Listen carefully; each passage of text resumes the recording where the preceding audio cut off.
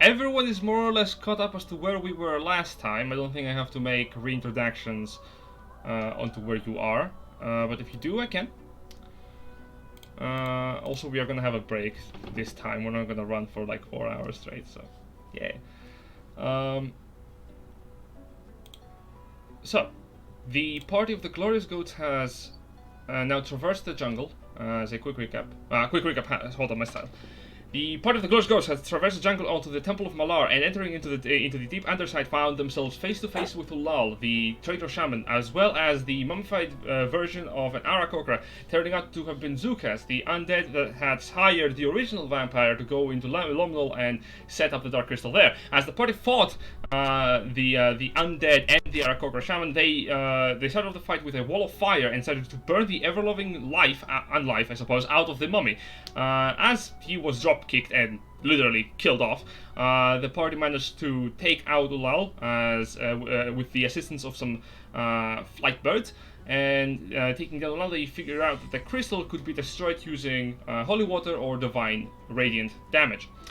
As the party took down the apparition, it revealed itself to have been constructed, or at least holding, some kind of spectral essence, in particular the souls of the dead. As the party destroyed the apparition, they left the temple with one more foreign comrade in the form of Mako, the Triton fighter bard. The party now makes their way over back to civilization, where they stumble their way through the jungle and straight into Oakvern, the city of the first city into the jungle, and their last stop before entering the kingdom of Zolario and the far reaches of the Magianan Empire.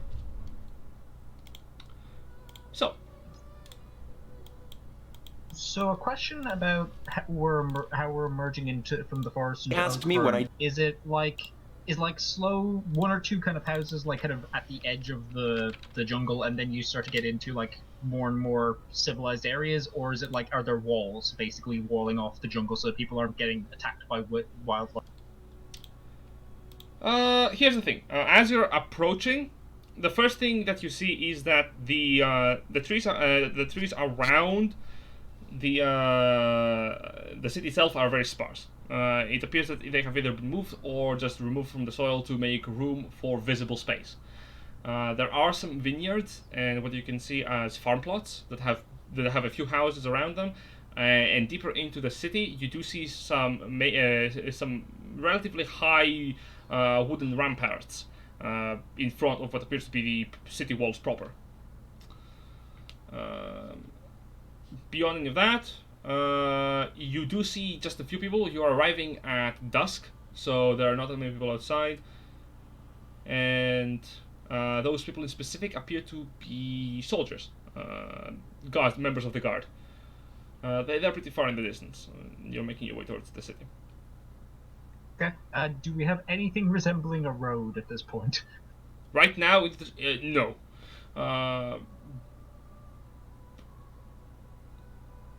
So, are we just kind of manhandling the carts and the horses? Yeah, I imagine Grimthod and Coda are at the back pushing. Yeah, honestly. The two strong boys. You see Lupus? Hey, hello, cars. Can you let us in? Okay. So you approach the members of the guard, and basically what you see are the armaments of the guardsmen appear to be mainly chainmail, and they also seem to have some elvish features to them. Not many. They still appear to be human, with the relatively like pointed cheekbones, and the even bigger lack of facial hair. Half-elves, if you may. As you approach the members of the guard, what you see as apparently just turn towards you.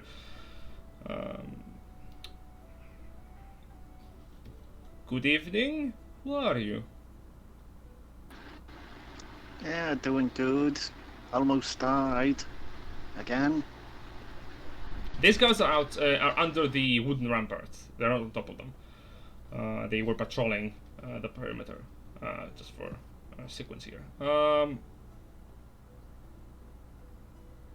Right. I'm afraid it's not safe for you to be outside the city proper at this hour of day. Yeah, we just destroyed both a horde and one of those dark crystals that was spawning on dead. You see the guy's face just go slack and just what? Yeah, Okay. Kind of looks to his companion. He looks back at you. So, the name's Lupus Manarum. I have literally never heard of that name. Okay, glad to meet you, sir. Do you, Same here. very well. Mind you accompany us into the city proper?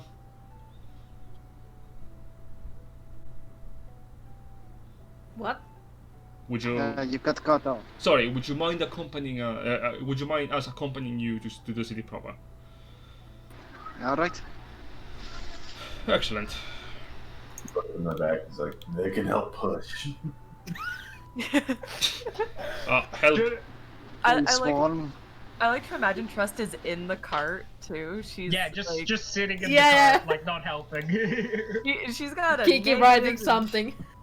She's got a negative strength, so she's just like, yes, darling, we could use more people to help us get inside. Do they have any roads? Might make passing easier. We do not have any roads that lead into the jungles. Is that a cart? Yeah. Yes. We Did brought you- it all the way through the jungle. Don't worry about it. You tracked a cart? Can you just help pushing it? Yes, of course. And the other one just shoves the second guard forward as they both move behind the cart, just pushing, shoving forward. As we're shoving. Hi, I'm Grimford. Alright, Joshua. Nice to meet you. And pushing your way into the city, you are met with a clearance in the ramparts, what appears to be a fence gate, and you're led into the outer ring of the city. The housing here is more structures of wood that appear to have actual vines crawling on the sides of the buildings, leading into ceramic rooftops colored blue. Most of the lights are out. Most of the shops are closed or are actively closing to the fact that it's dusk. There are people that are walking about, very few in between. You do notice a couple of wood elves discussing with high elven members of society as they're making their way back to their homes. And needless to say, it seems that the city is actively closing down for the day, more or less, in the hours of curfew. As you do see some guardsmen remarking to people to return to their homes. I turn to Josh and go, do you know where there's like an inn or a tavern we might be able to stay for the night? You're looking for a place to stay? Certainly. My brother runs an inn down the street. Oh, bring it. I'll do it, Grad. I'll show you there. Does the cart require more pushing, or can the horses handle it now that we've gotten it into the city? Yes, now that you're in a proper cobblestone road, the horses, well, a little bit sad that it has to push the cart again, but it is going to help you with the burden. Ashford, do you want to say something? Didn't we have like 3 horses pulling the cart? Now we're Or down 4. to 2. Yeah. We had 4, we're down to 2. We have Butters and we have, I believe, Chocolate. it's Chocolate. Yeah, Butters and Chocolate are the last 2. Also, Asphalt, did you want to do anything? I'm kind of just taking care of the horses at this point. Gotcha. Pushing onwards, you find your way over to the inn that Joshua was talking about. Let's see. The Sleepless Flagon.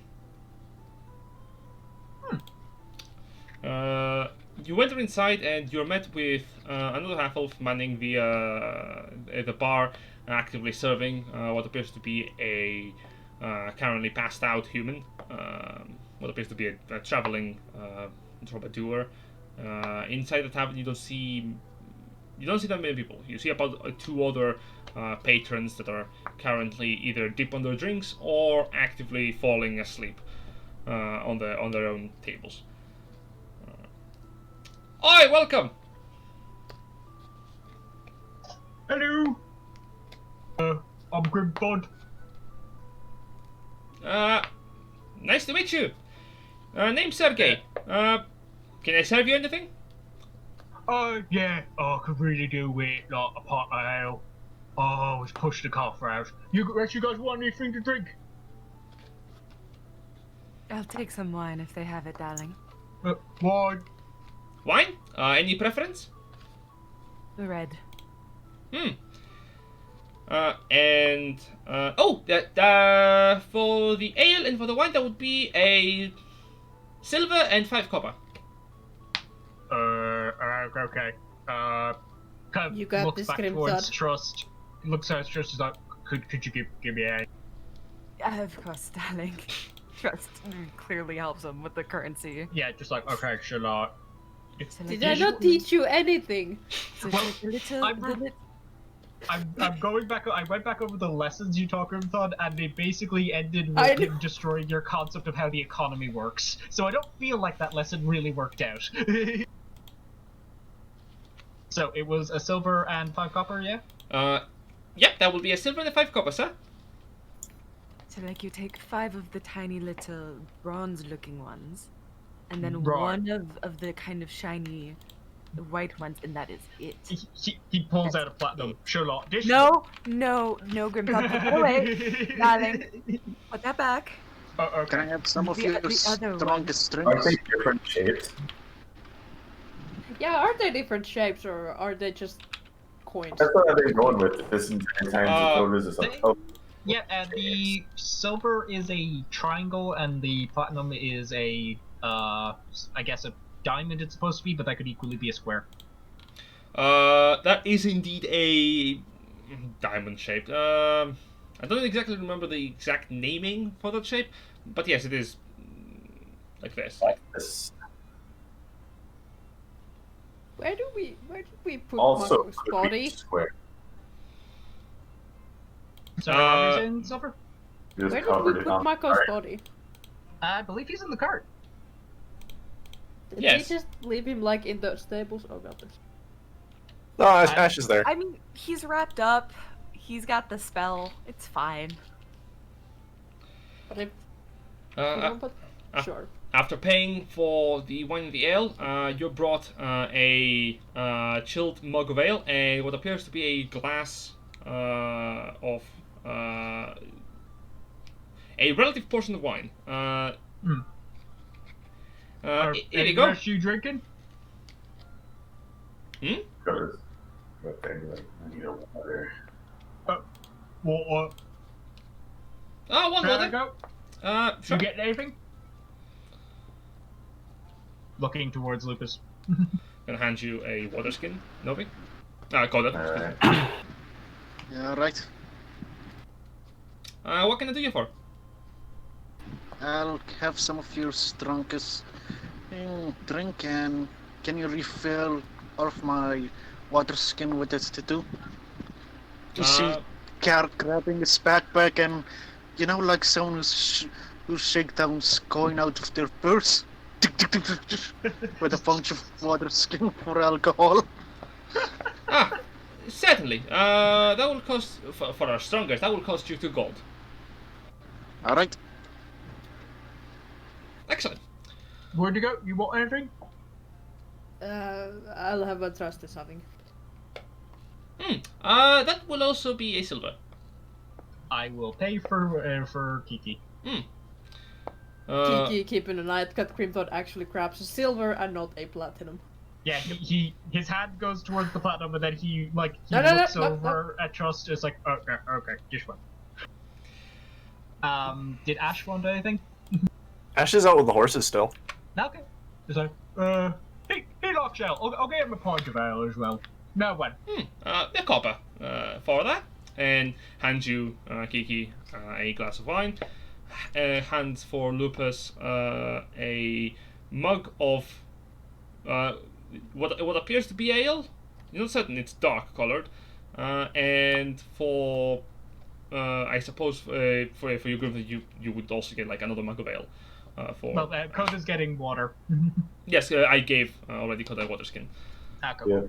Yeah. Alright, Grimdot raises up his mug and goes, right, to beating the jungle and making it this far. Yeah, and to burning those undead bastards. Yeah. Clink. Cheers. Ah.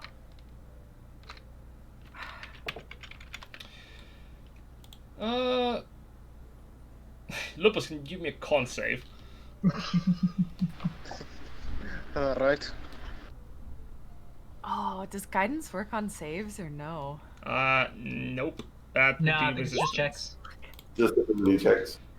Unfortunate. Indeed, you are poisoned as you're intoxicated. Wow. The DC is 10, so. You see Lupus with a poker face, keeps drinking. He's just like swaying a little bit as he does though, like. Yeah, you are starting to see. You look at your mug and you're like, oh, are you holding 2 mugs or did you always have 4 hands? Oh. Oh. Cannot see hit a you Lupus. immediately as a buzz.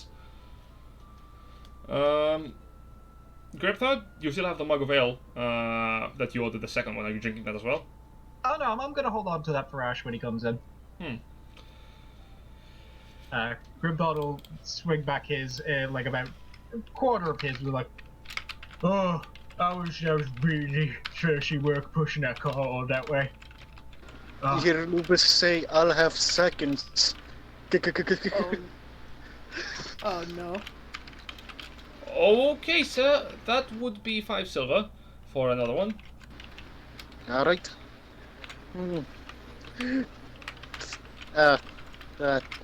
Kika, can you count? I'm seeing 3 or 4. I think you're done after this one, and Kiki is going to. How much was it? 5 silver. 5 silver. Yeah, so she's gonna pay for it. Sure.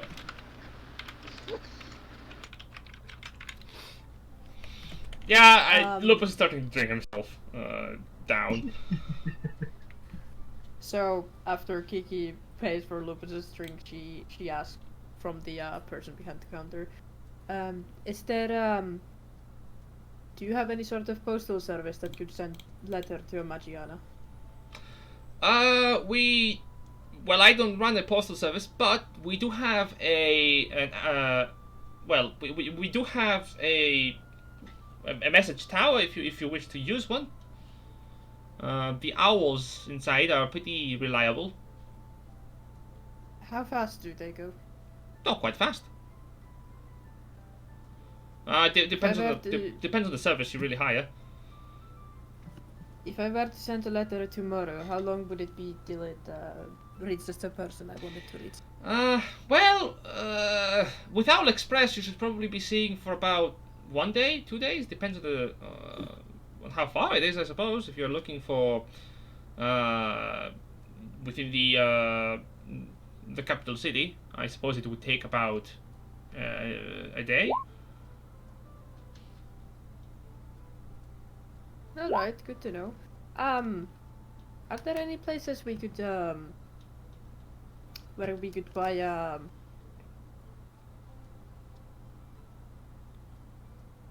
pearl? A pearl? Yes. You mean like jewelry? Maybe. Certainly. There are. We have jewelry stores in the inner city. If you're looking for jewelry, cosmetics, I would recommend visiting down to the northern end of the city. There is a fabulous store that you could go and buy some very fine jewelry. It is run by a pair of dwarven sisters. They are their prices are quite commendable. Alright, good to know. Thank you. Oh, of course, no worries. And kind of gives a tap on the table as asking for a tip. Yeah, I'm gonna give him. I'm gonna give him 1 gold. Oh, quite generous. You were very helpful. Thank you. If you need any help with any other information about the city, I'm glad to be of service. I don't suppose they would also sell powdered silver. If you're looking for magical components for doodads, the temple might be your best bet. We do have a passage from the mountains as of late, so I'm pretty sure you will be able to find some refined goods. Thank you. Trutz goes back to drinking her wine. He got a gold already. He doesn't get another tip. Yeah, he doesn't ask for another tip. Cool. I'm just trying to, like, Socks the player hasn't been... I've never used components for spells. Like, I don't play casters, so I'm, like, trying to figure out... I'm putting a shopping list together, pretty much. That's a good call. Yeah. Yeah, no, I also have few things I need to get, but Yeah, so I'm just gonna grab a sticky note. So if I'm out of it or I'm not talking, it's because I'm literally putting together a shopping list of stuff Trutz needs for her spells.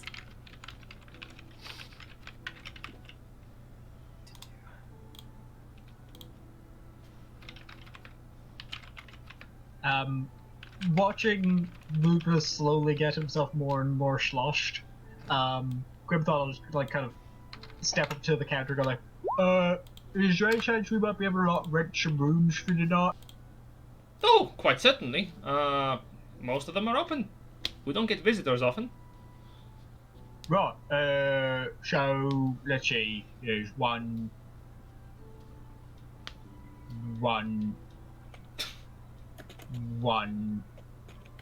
another one, Would you need 6 rooms? maybe. Is there anyone who wants to share, or we all go for separate rooms? I can room with you, Grimthod. Oh, okay. me and Dakota have shared a room before. Okay. Very good. You want to share with Leafy Goat?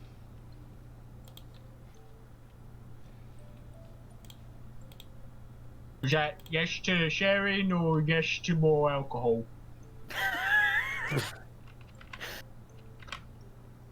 Yes. Yes. Right. I'm sure Leafy Goat. 3 rooms then, but we'll have 2 beds each. That can be a custom, sure thing. I'll go upstairs and prepare them if that's the case. And he exits from the bar stand and goes upstairs in the rooms to prepare them. Oh, do you need help moving beds? No, that's quite alright. I'll have them ready in about 10 minutes. Right.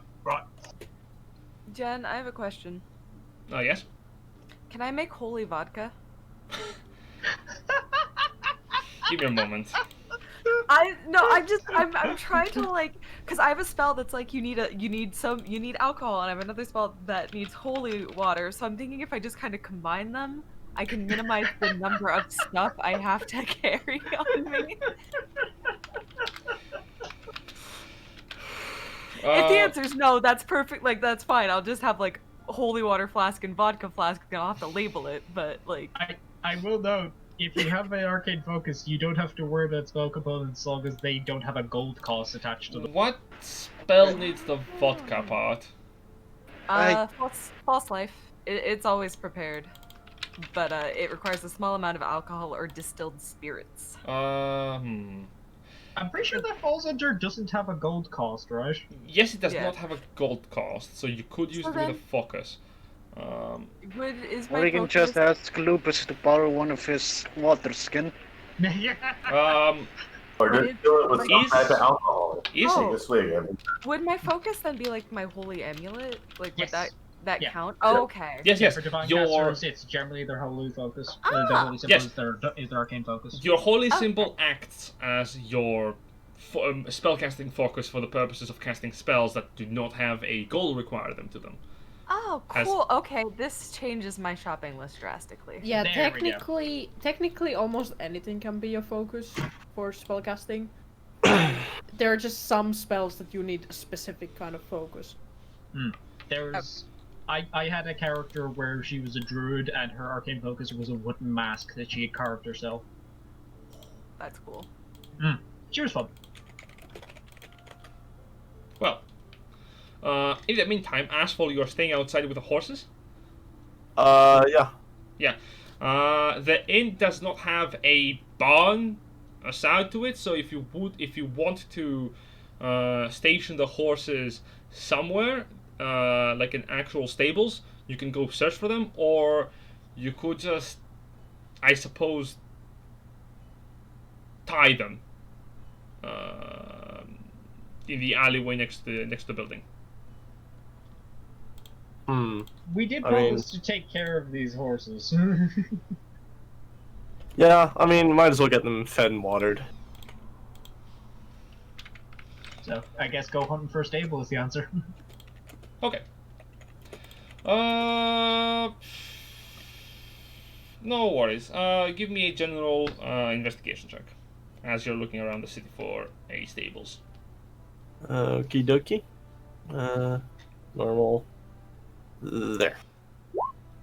Excellent. 14. It's not too difficult to find the stables. There is one in the other city, and you approach it. The stables in question are run by are currently being manned by what appears to be a pair of relatively young teenagers that are playing dice on the front of the barn. The moment you arrive, one of them hides the dice. Oh, hello! It's like, does a 23 hit? Yeah.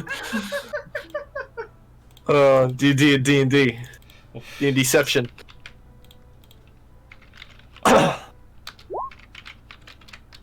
Can I help you, sir? Yes, I would like to arrange livery for these two horses. And a pig. And a pig. Forgot that was there. No, He just hops out the back of the cart. yeah, Mr. Onky just like pops up from the back. I don't know if we're allowed to. And the other one goes, shush, Billy, we can prove we're ready for this. Yeah, sir, we can take care of your horses. One of them just stands tall, proud. We can have a room in right away, sir.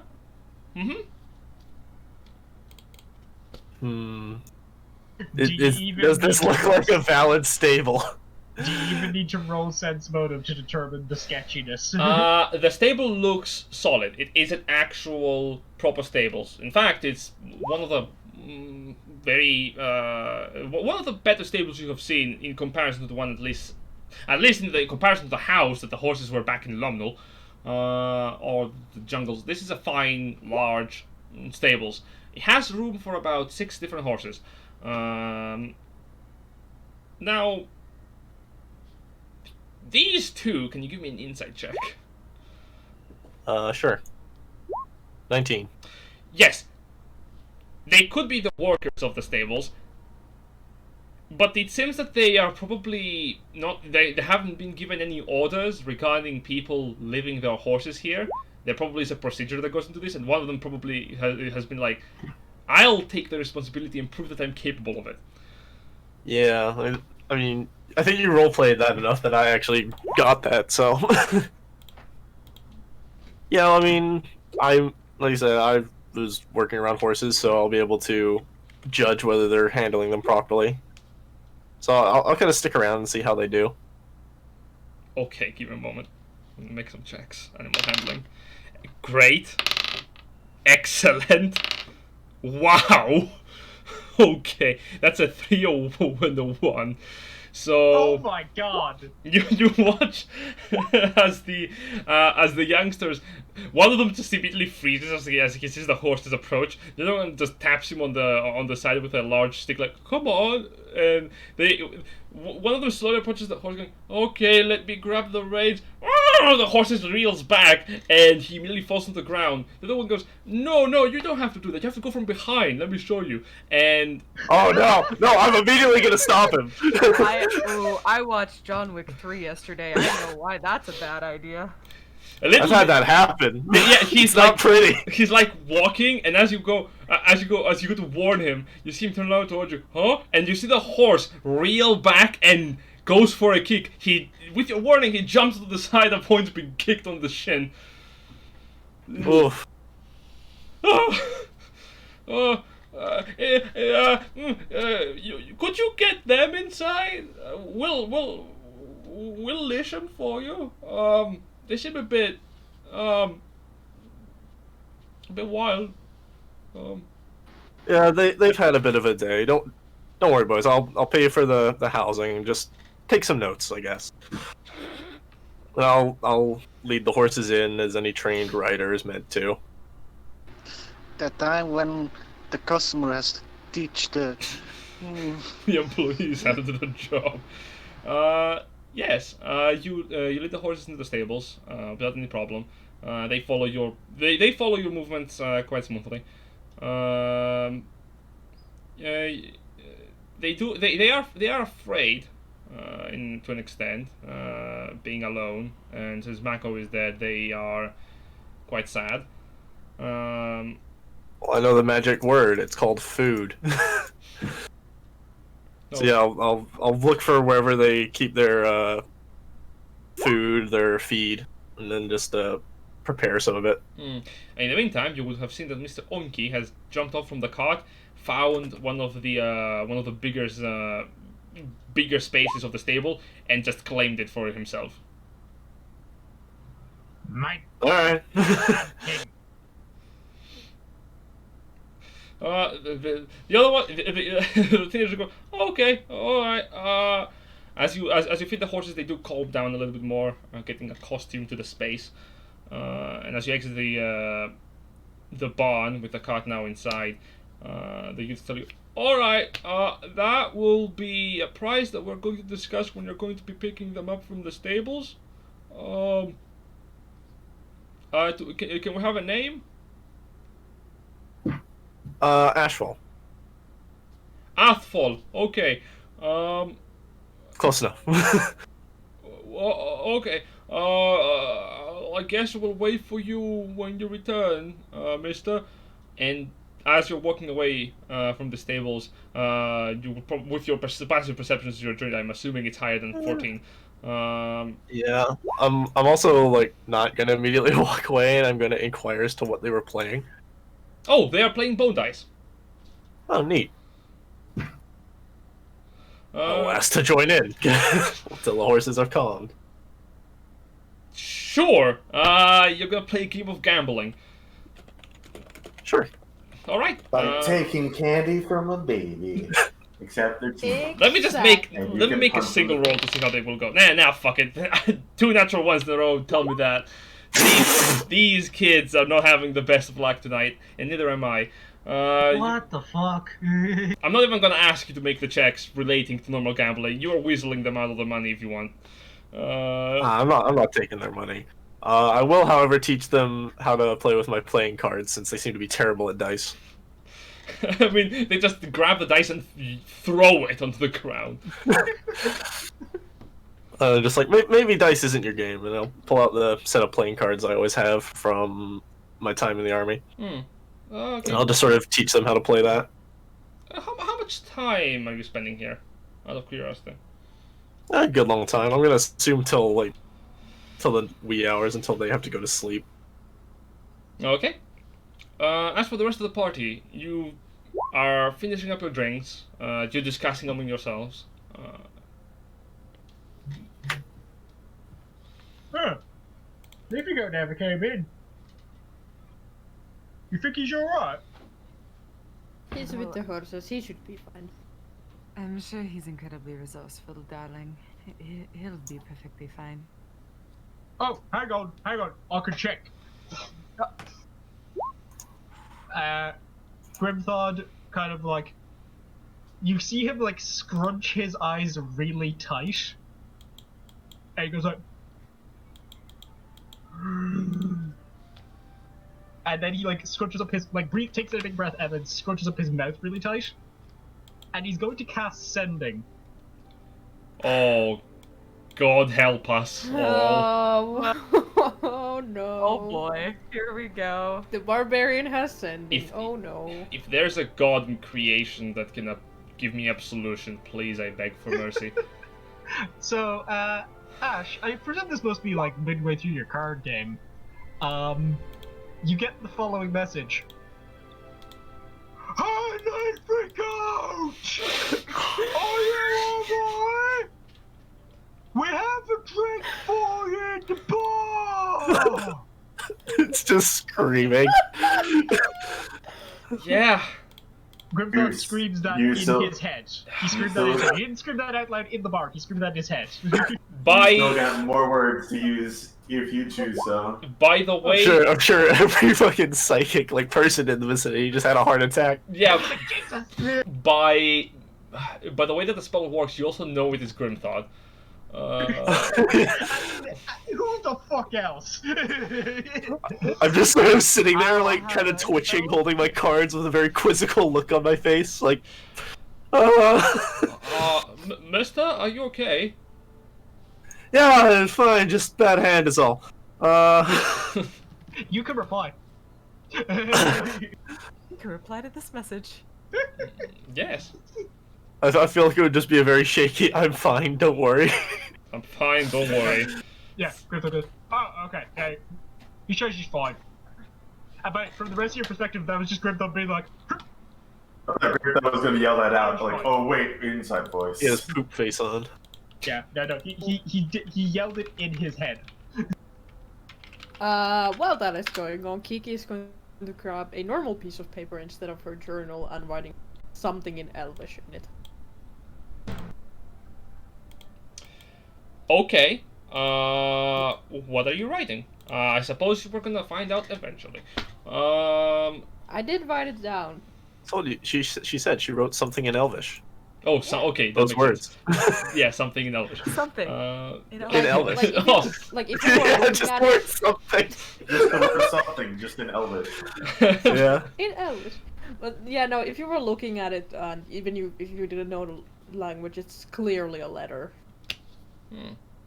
Okay. Hey, Jen. Look at this the stupid way I'm trying to get across that of to make bones marked by Kota. Oh yes, for I missed magic that. use. I just have a feeling that that's not how it's gonna work. I don't know why. I have a feeling that that's not. It asks for marked sticks, not marked bones. It just Well- asks bones. No, it's like they all have to be specially marked, like the specially marked, etc. You know. Okay, what qualifies as specially marked? I don't know. Like, do you just carve a bunch of moths into these bones, or what? But it's for augury or augury. Augury. Thank you. It's for augury. So, it's like by casting gem inlaid sticks, rolling dragon If you bones, need laying out bones, ornate cards, or employing some I've other. got I need a divining tool. Divining. I think, divining. So you go to sleep. Yes. Yeah. Do we? I'm rooming with Grimthod. Or Trust is rooming with Grimthod, so. Okay. Is there anything else you want to do for the night? Just ask for directions or information, or want to talk to one another, or You hear Lubus in the distance. Where's my hammer? God damn it. Oh no. Yeah, you're Where's my starting. smithing hammer? Now you While I'm are. holding it in his hand. Now you're starting to see the room kind of shake slowly. It's like a gentle shake. In fact, you've never been surrounded by so many of your friends before. It's so nice. You're sitting with Grimthod, and Grimthod, Yeah, and in Grimthod. Grimthod, and Kiki, and Kiki. And you know what else? Because we're You look never outside the window. you never really recognized how nice it is to blink. Oh. Feels great. I'm gonna close my eyes for just a sec. Just for a sec. I'll be fine. Yep. Where am I? Exactly. Eventually, the teenagers are supplanted for their shift of holding the stables with some proper adults. At the moment that the pair arrive to guard the stables, they actually look towards you as that you're playing card games with the kids. Like, hey, Oh what's happening here? And the child goes, "Oh, the Mister here brought horses.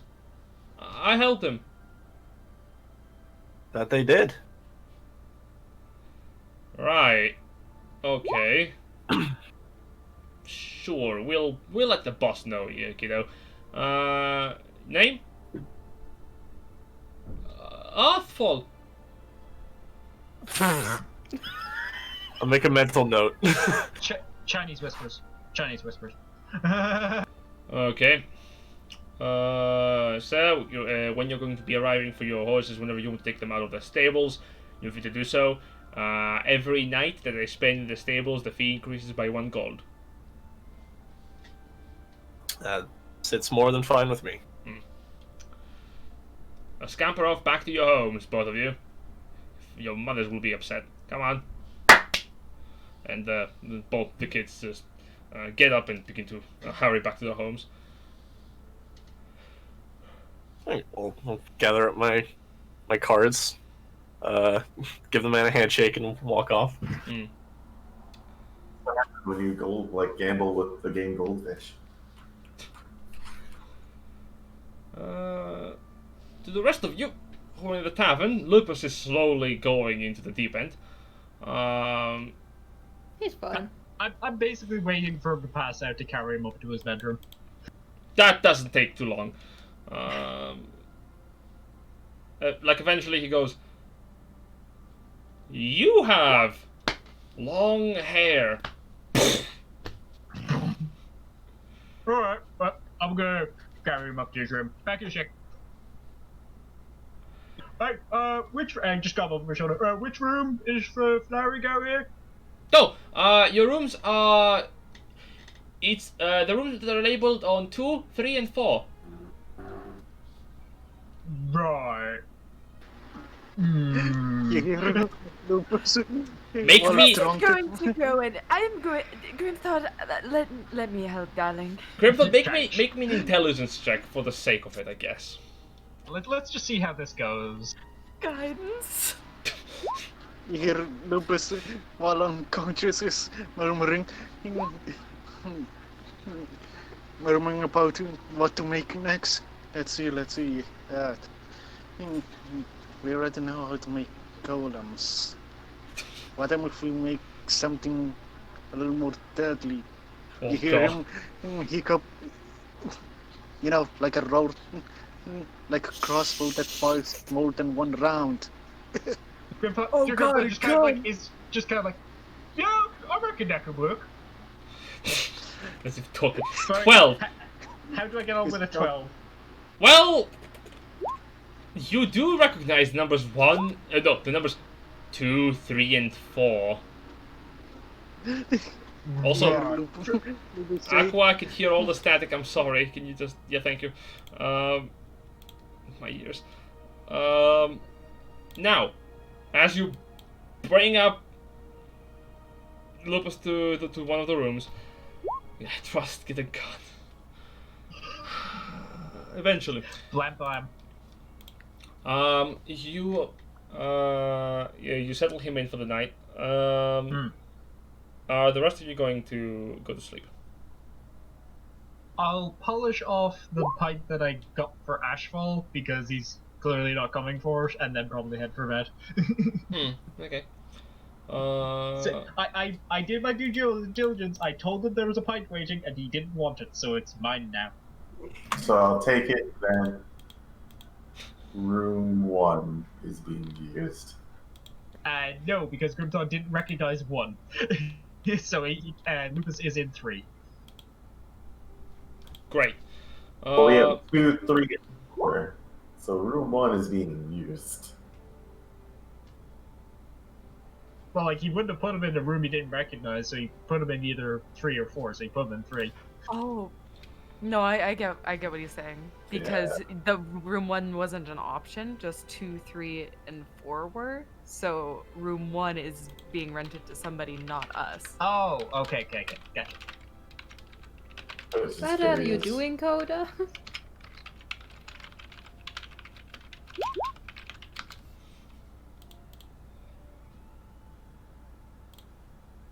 No, Coda is just silent. Looking at room number 1, like, He's having a like a galaxy brain moment. Grimthon, after finishing off his pipe, goes like, if a friend comes in, tell him that he's in with Flowery Goat, the one I just brought upstairs. Would you? Just says that to them. Yeah, sure. Can do. Who's your friend? Leafy Goat. Name? Ashfall. Ashfall. Yes. Okay. I'll keep an eye out. He's human, so he'll stand out. Human? Oh, with In a town of humans, you don't say. And he's got like feathers in his hair. Oh, sounds. Oh, that actually is a distinguisher back. Thank you. I'll keep an eye out for that. Wow, that information was helpful. Thank you. Holy shit! The half-elf was helpful. That's not possible. I mean, probable. And yeah, following that bed down for the night, I'd say. Eventually, Ashfall, you return, and the half-elf behind the counter goes, "Oh, hello there. You must be Ashfall." That's me. Yeah. I see everyone's already gone off to sleep. If by everyone you refer to the last group of people that were here, and not these 2 drunkards over there, yes. He points to 2 random passed out people on the tables. They went upstairs. The rooms that they rented are number 2, 3, and 4. So, I hope they have not locked their doors. Okay. Do you know which one I would have a space in? I'm afraid I neglected to ask them that. I mean, that's on you, buddy. Well, Grimthon did say that he put him in the room with Lupus. No, he didn't. I would imagine number 3 houses one of your friends already. So as for the other ones, I don't know. I'm not gonna bother them, and I'll pay for another room. So Jin, who's in room 1? Who's on first? no one! You don't know. What's on second? Oh no, I'm gonna climb out the window. They have one. We'll get to that in a moment, Coda. Coda. Just one moment. You want another room, sir? Very well. Number 5 is currently available, so I can rent you that one. Sure, just for the night for now. Sure thing. Sure, we'll get the actual room sorted out tomorrow morning. Here's your key, and have a pleasant night's sleep. Okay, I'll head up and go to bed. Okay, Coda. Coda, what are you doing? Just. You see Coda like halfway out the window, just like peering, like. Coda, people are sleeping there. You can't act like a creep going into that room. I'm not going into the room. It's still weird that you're trying to look into there. There are just people sleeping there. Why do you want to go there? I can look into that room if you want. Would you? Would you? Without them knowing. If it eases your mind, then sure.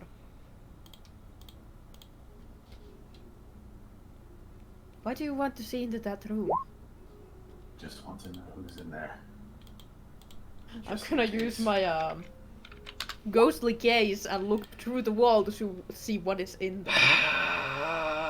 Okay. You see a pair of people in the same bed. Elf, human, half-elf. Okay. Peering in closer, you can see that one is a like an elven woman, and the other one is a human male. This is very voyeuristic. Yep. Just I'm proud. You are That's looking a- into. there's a elven lady and a human man. Does that? What are you trying to find? No.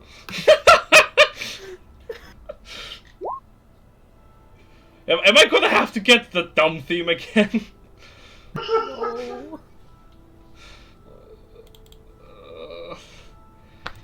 Koida, You- are you alright? He's close. I know it. Which one are you talking about?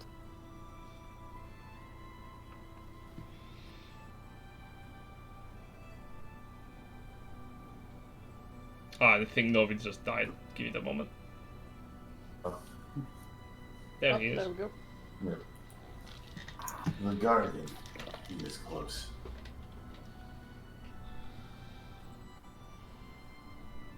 Can't you look into where he is? Now? Tomorrow. I can. You can do that tomorrow first thing in the morning. Then you will have time.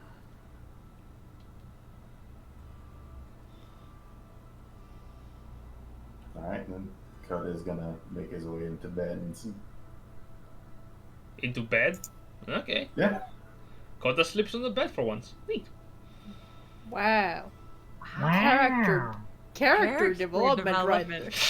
Oh. Yeah. I hate this so much. By the end of the campaign, Koda and Griffith will be able to read common. I mean, They will I'm be close. able to read. They will be able to count. They don't Okay, need now our you're help asking- when they need to pay for stuff. You're asking for too much.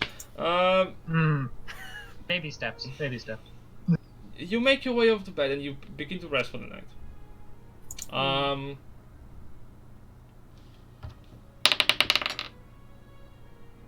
Okay. Your dreams are relatively calm and peaceful. And all of you have relatively sound sleeps. It's been a while since you have been able to just take a moment to breathe and relax. I trust you dream of not of your trial in the jungle, but you dream of the time where you were running free outside, like as a young child, in the gardens of your home. Oh. Shit. You ever see a tiefling cry in her sleep before? Oh. Maybe. Maybe I have. Oh. You don't know. Tieflings I don't may like- cry. Just don't look outside your window. Grimthod, you find yourself dreaming dreams of yourself standing over a mountain of broken down evil people, trademarked by evil I mean very angry looking, very evil looking people with like black armor, black stained armor, and you're standing on top of all of them, holding a massive blade. In the background, you hear the adoration of hundreds of orcs, and you find yourself gloriously standing on top of the pile. Griffith's gonna take a second and like look down at the faces of the defeated, as it were, to see what they look like. They all, most of them appear to be dark ones. Orcs and other half-orcs dressed in black armor. Some of them appear to be humans. Some appear to just be actual, just evil quotations humanoids. You see the armament of what appears to be some kind of like cultistic look to these corpses. Grimthod is going to reach down, pick up one of the symbols of the Dark Orcs, and kind of like hold it up to the crowd. And he's just going to scream, "Never again! We stop them from ever being. We change, and we don't let the weak become like this ever again." The crowd screams in cheers of joy. And Coda, you dream of yourself being unscarred. You're sitting in a forest. Next to you is nobody. You're sitting alone in a glade. In front of you is a pond. You find yourself meditating. It is peaceful. The sun is shining above, but you're shadowed by the nearby trees. Alright. Kiki, you find yourself dreaming of when you were still teaching. In front of you is a classroom of students writing down their notes. Or rather, they're writing their exams, you can't tell. You are... Does she see a certain half-elf in the crowd? Yes. You do see him. Your pride and joy. He is happily writing down on his paper. He seems to have been... to have studied up for this one. You can tell by the way that he's smiling. Your mind is resistant to the effects of the unreal. And in deep within you, you know this is probably not real, but...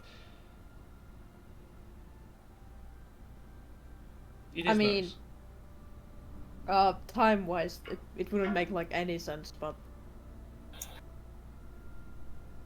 yeah. Yeah. It still feels nice. And Ashfall, you find yourself... You are standing guard over what appears to be a stone wall. On the horizon, you can see the encampment of what appears to be marauders. In the previous night, the marauders had given their message of surrender and that they were leaving the pasture. And on that wall, you're standing with some of your friends, members of the army. Some of you are smoking from a pipe, cracking jokes, telling of some stories of what took place during the negotiations. And you are loosening up after a tense 4 hours of conversation between the commander of your guard and the chieftain of the marauders, and you're listening to your friends talking, and it's nice.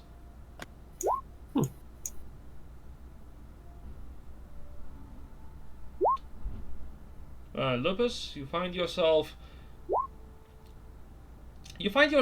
within the guild halls of the Solace Heart. Within the guild hall, you are sitting down on a bench. You're quite young. You're writing down the notes that you're hoping you can present to your teacher to finally acquire yourself in the position of runner, to be able to send messages and delegate missions for the Solace Heart expedition. Your dream of joining the guild. Next to you sits another aspirant, a close friend. You're talking about your dreams and your hopes for your future. It is nice.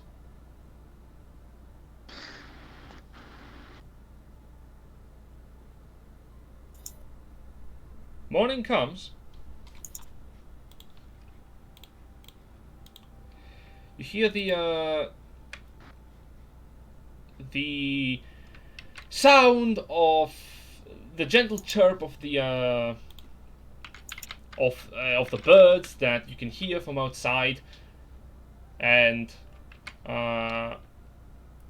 you wake up slowly, start performing your morning deeds, and that's the oops no I was like, what is this music? Holy fuck! error. And yeah, you wake up.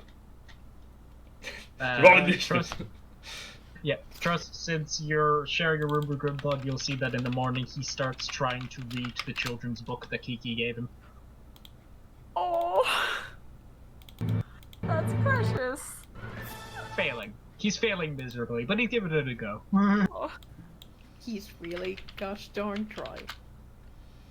Trust will try and help him. She'll Ready? like wipe her eyes, put her gloves back on, and try and help him out.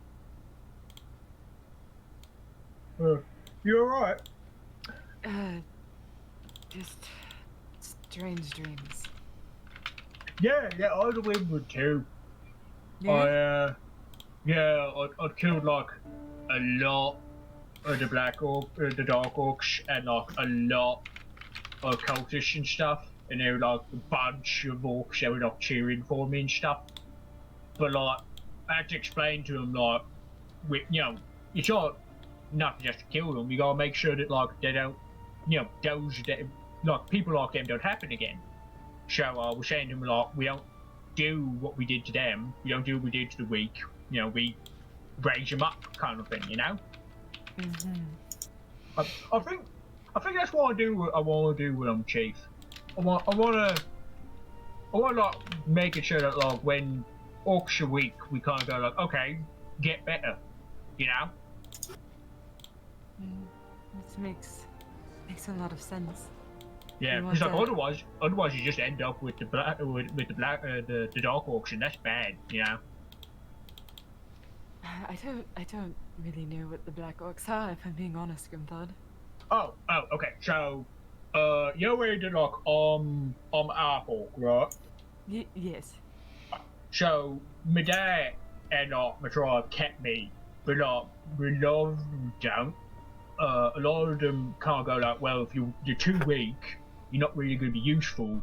So fuck off. They kick them out of the tribe because you're too weak. I I think it happens a lot if like they fail their Dukosk, if they aren't able to prove that they're strong enough to be a warrior, they can't go, well, you're useless, so get lost.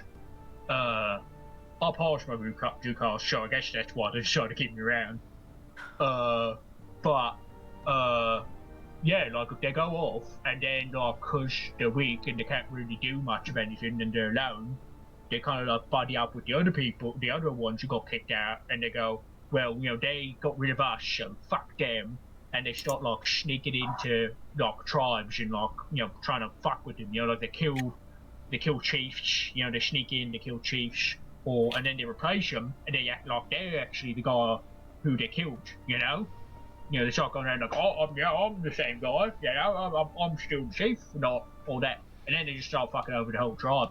So yeah, they're real bastards. But like, in the same way, I'm like, yeah, they're bastards, but like, if you just kill them, and you keep doing the same thing, you're just going to end up with more of them, So wouldn't it be better if you didn't kick them out because you're weak, but instead like went, okay, you're weak, but we're going to keep training you, and you can try again. Yeah? Yeah, that does make sense. Or you find a different job for them to do. Maybe they may not be physically strong, but they could be a talented musician. Or a weaver. Because like one of the things I learned for like going out and stuff like that is that people are strong in lots of different ways, Because like I'm proper like strong in there, but like you're real good sneaking and stuff, and you're way better than I am, and it's really useful. So I was thinking like maybe you could like teach them to do different stuff that like isn't just beating people up and stuff, You want me to teach your orcs, your half-orcs, the other half-orcs how to be sneaky? I mean, yeah, I'd be useful. I don't think I'd ever really be as good as you are at it, though. Trust is like, "Aw, you expect me to stick around and not die? That's sweet. Holy shit!" I'm sorry, but we have plans for that. Speaking of which, just a clarification again. Dark orcs are just black colored orcs with everything that's happening. Dark orcs are orcs that are exorcised from any tribe, and those orcs pick up dark armaments usually because they follow Sargas, the god of betrayal and darkness. You can read about the Sargas in your friendly neighborhood D&D Beyond website or Wikidot. I am especially going on Grimthod's understanding of the situation. Yep, I'm aware. You know, he does not have a very nuanced understanding of the geopolitical structure of orc culture. So the Fair. only reason I kind of have a good understanding on this is because I watched an extra history segment about Genghis Khan, where it explained like what happened to him and everything, and like for the Mongol tribes, you're kicked out if you're weak. Yeah. You know, so I'm just Trust is just like Socks. The player is like, oh, Trust is like, yeah, rich people do that too. They're fucking awful. Yeah. You know. whereas like Genghis Khan, know that he took people from other tribes, when they would prove themselves strong enough as well and stuff like that. It's entirely ruled by strength culture. Yeah. And she's So. just like, oh, Open into after you have finished up your morning routines, you meet up with the rest of the party. Yep. Grab some breakfast. Grab some breakfast. But Outside. wait, Jen. Huh? prayer. But wait. Oh fuck you! What do you want to do, Coda? It's scrying time. Okay. It is what? within a mile, eh? It's dying time because it's Mile. scrying No, time. it's on the plane. Yes. Okay. Oh, I have to make a wisdom save for them to see if they notice. It's gonna be paired up for girl I know. this time. Someone that wasn't paired. Never mind. I rolled a 4. So who are you searching for? Paired, the girl. This time. Hold up. The one I told you, hey, you should probably prepare that one. Yes, I know. That's the one that's was over the other two. I see. That's fair. Yes. Your scrying will net your result. Give me a moment. I'll take care of the music really quickly. You peer into the eye in the middle of the tavern. I would say in the room, but alright. In your room. Fair enough. And you go into a trance as your vision is shot from your body straight into a different location. You find yourself in an unfamiliar place. You do see her. She is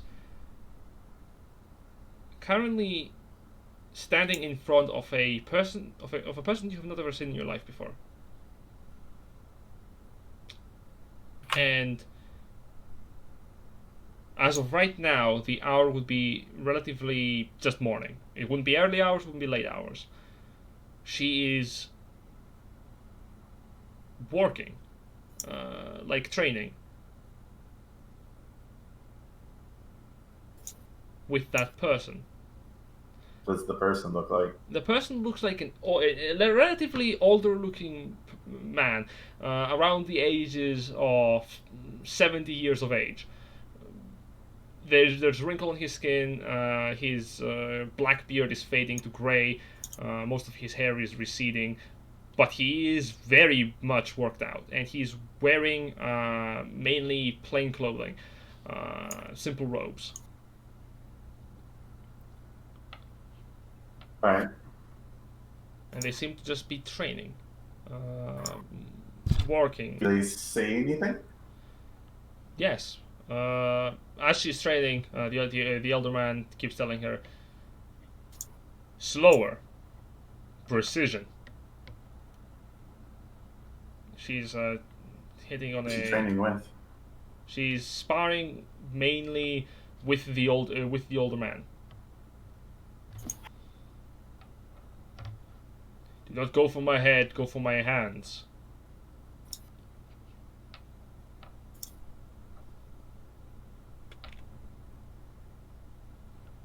Eventually, and there seems to be a solid 10 minutes of training. She is focused. What does the setting look around her? It appears to be some kind of stone structure. Any windows? Windows? Any No. windows? Specifically, no. You do see some torches that are lighting up the room. There are 3 different doorways that lead somewhere. One of them seems to have some kind of staircase leading downwards. And there are some kind of trappings on the floor, like a carpet. The colors of which are green and red. The symbol on the carpet, it appears to be a mosaic representing what seems to be a open eye. In the surrounding of the eye itself, you see some kind of hand outline in the back of the hand specifically. Some form of gauntlet. Can you make me a religion check with disadvantage? Because I'm not certain if Koda would know of this specific one.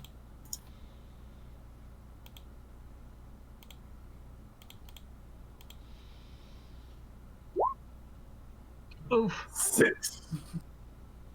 No, you have no idea what this is for or from.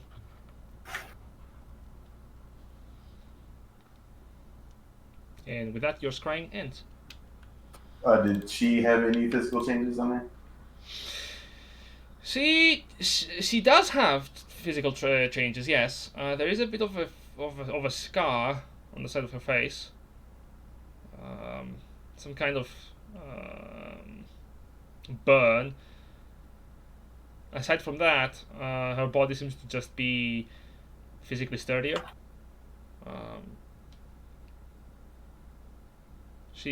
Beyond that, no, not any remarkable changes. See, I as a player know exactly which god that is. But I'm gonna say nothing. Yeah, fair enough. Eventually, you will meet up with the rest of the group, and as you're looking outside from the inn that you're staying in, it seems that a lot more people are actually traveling around, even in the morning. Wood elves in specific, you can see a lot of them. Stop it! Stop right fucking now, Koda.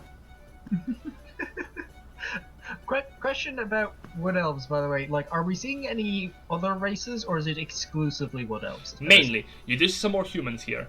Okay. That seems to be interacting, including high elves. Though far in between. For every 3 wolves, there's a high elf in their own group. Again, far in between. But a lot of them seem to be wood elves. Most of the population of Oakvern are wood elves. No, breakfast, we are not burning this place. After breakfast, Grimthought is going to go check on Mako's body. Just make sure that everything's still right. You have no idea where the cart is. Oh, hang on. Runs back in. Hey, leave you go. Where'd like the horses and the cart and all that? Oh, they're just across town. I'll show you. I'm gonna get up from my breakfast, shoving in the last of it. Right. Just wanted to check on Fishy Goat's body and all that. Sure. Alright. Trust, Kiki and Koda, do you want to go anywhere else? Koda's gonna ask Kiki if she knows anything about that symbol with the red and green in the eye and the gauntlet. The gauntlet in the eye, technically. Do I? I mean, religion check, I guess? Religion check, yes. For you, normal, Yes, because I am. and also trust. Guidance. Guidance. Are you alright, Socks? Yeah. Trust is tired, so I'm trying to Okay. Oh. trust. Okay, it's still 19. Alright. 19. Yes. This specific what you're aware of. This is most likely referring to Helm.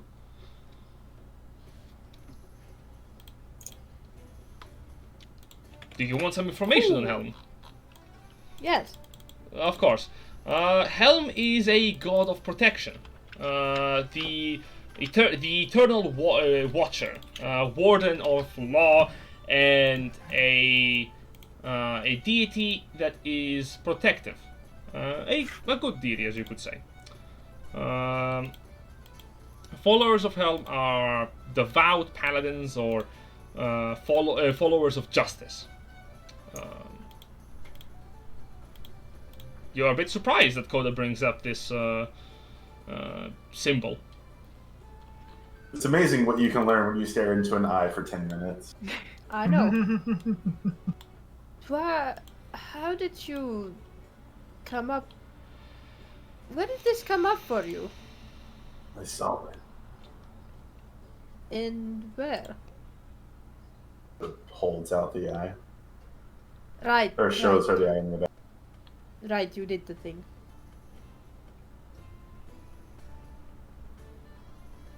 So, do you know what you want now?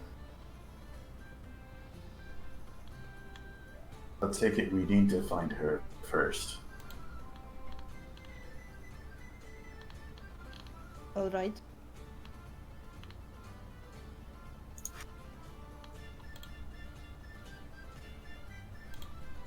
Alright.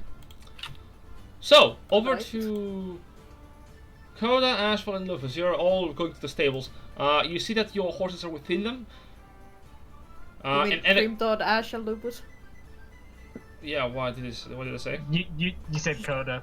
Damn it! Sorry, Coda, you're back with the other three. No, it's because they're the same character. Sorry, no.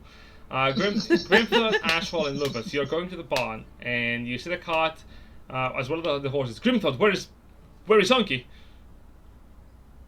Grimthon kind of like, I presume after the several times that this has happened, he's learned to like just look for lumps in the mud. There is no mud here. Oh, hang on, it's different. Okay. There he is.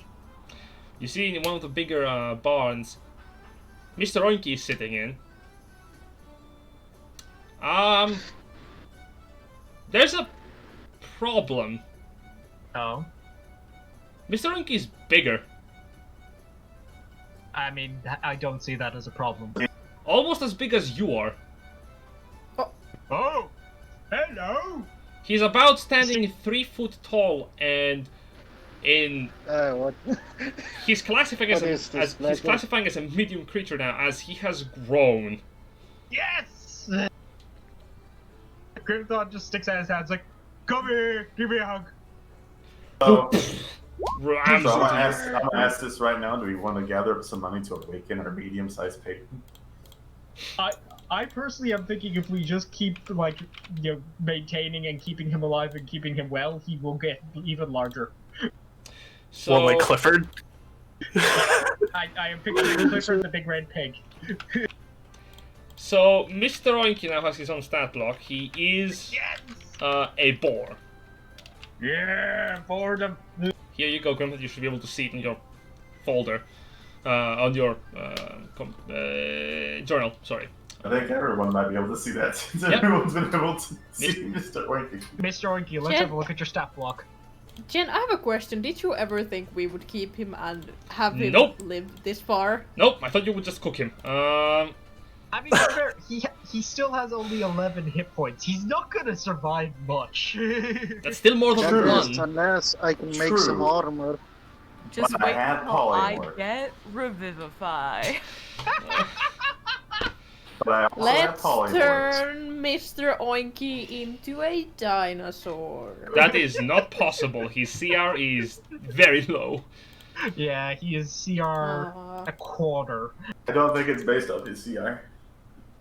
I think it's based It on... is. It is based on I his think CR. it's based off the caster, isn't it? Nope. No, it's the CR of the creature. It can't go into a basically caster level if you're casting on a person. If you're trying to polymorph a creature, it's based on the CR of the creature. I am Alright. exceptionally familiar with the polymorph spell. Fuck you, Acto. So, yes, Mr. Oinky is now a relatively large boar. He's just sitting on the on the stable as you're like hugging him, and picking him up now is a bit laborious because he's almost as big as you are. I mean, yeah, I am. All of this is pluses. It's like, oh, you got big and strong, didn't you, Mr. Oinky? Relatively speaking, he also has now hair grown all over him. Like, this was something that was growing steadily, but now it is actually properly visible without it being uncomforting. This is a beautiful boar. Congratulations. So, And Mr. for Orky everybody, of course, for everybody watching at home, this is something that happens to all pigs if they are left in the wild for too long. Or in this case, Well, let's be honest, being raised by Grimthought is the wild. yeah. In the company of the Nah. glorious goats. So, as for the business of actually why we came here, the cart, is it around? Yes, it is inside the barn. The horses are fine. If not, they have rested up proper. The two people, Ashfall, that you left the barn from, are not visible. Instead, you see the same two younger kids are keeping an eye out, together with an older gentleman, what appears to be a little bit chubby, 40-year-old man. He seems to just be talking with one of the boys. As the three of you go inside and seeing that you handle the boar, kind of gives you a friendly smile. I'll take care of the horses again and invite the boys over to watch and learn. Okay. Now, the day is all yours to explore the city and go wherever you want. So, is there any place you want to go? Just check. Is Mako still in the back of the car? Yes, he is. He's very much. Cool. The corpse is still there. Grimthought just checked on that and then goes like, right, I'll go catch you up with where you go. So I'll see you guys there, alright? So while we're like having breakfast, is Trust downstairs? Yes. Okay. So Kiki kind of looks up at some point and just looks at Trust. I heard the other day you and Grimthor talking, and you mentioned that he reminds you of your younger brother. You heard that, I suppose. Apparently everyone did. You were not very quiet. I didn't think anybody was. Okay, sort of. Obviously not really. It was more of a metaphor. No, I'm only bringing it up because funnily enough, Coda reminds me of someone who was very important to me as well. Oh, Oh, do they also go kill, murder, burn? I see. No, shut up. Don't ruin this. Is it somebody who is no longer of this plane? Well, he was a half-elf. He, hold on, quick math. Quick math. He 5,000 years old. No. He died about 200 years ago. I see. My condolences. It hasn't been that long since I lost my younger brother. Trust also doesn't actually know how long it's been since the incident, because I mean, is this just out loud or in your heads? Good. Well, Because Coda's just sitting right there across the way. wait, yeah, is it a Staring. private mental conversation of the two, like, just staring intently at each other? yeah, I But mean, Yeah, Coda just like- also knows about your brother. I mean, Please wake. we've been traveling with Kiki for roughly about a month and a half now. I think we're all kind of used to how conversations with her tends to go.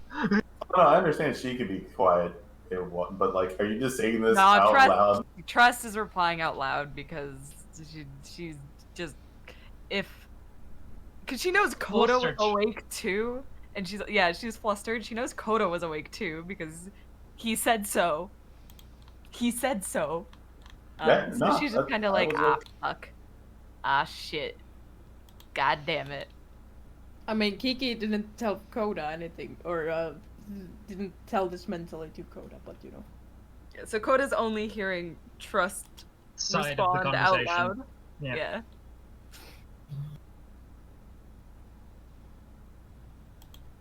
Hmm. Was the last statement there? I mean, My, Yeah, not to sidetrack his thing. I was just wondering. Yeah, no, that's fine. No, I'm just I'm bringing this up because didn't you also mention that you were from Magiana? laughs nervously. I appear to have looser lips than I thought, but I do have a family home in Magiana that I kept. That is still running. Yeah, when you're closer to something you came from, these sort of things come back to your memories. Yes. Does explain the dream I had last night.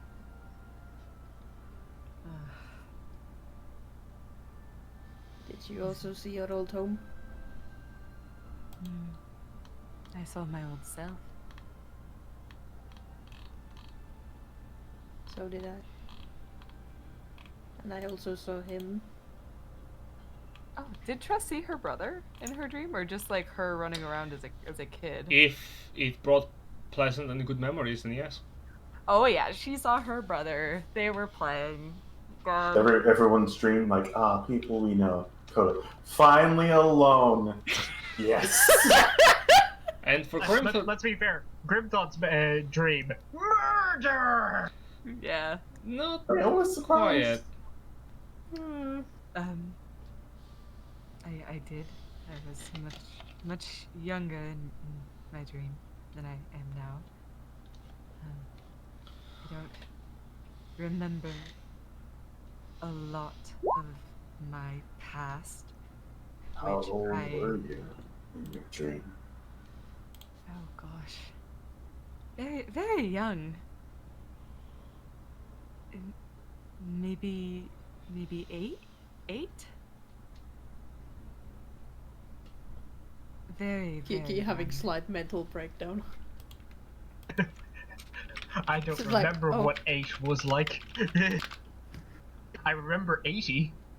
It's been too long. Yeah. It's just dial-up noises. Oh gosh. Were you as tall as you were now when you were 8? Oh goodness, no, darling. I was actually quite short when I was young. I hit my growth spurt in my teen years. What is growth spurt? I've always been this tall. You mean you get taller? Well, Coda looks at Kiki, it's like, I have no idea. A single tear just slowly drops down. 6 feet high elf. I mean, just next level, take, enlarge, reduce. I do have a potion of growth Oh, and a potion of water breathing still. I have those in my inventory. I never got rid of those. We could make you taller. you don't know a portion of like anything that enlarges just doubles your height. 8 feet tall is still. Well, actually, no, you'd be 9 feet something. Yeah. But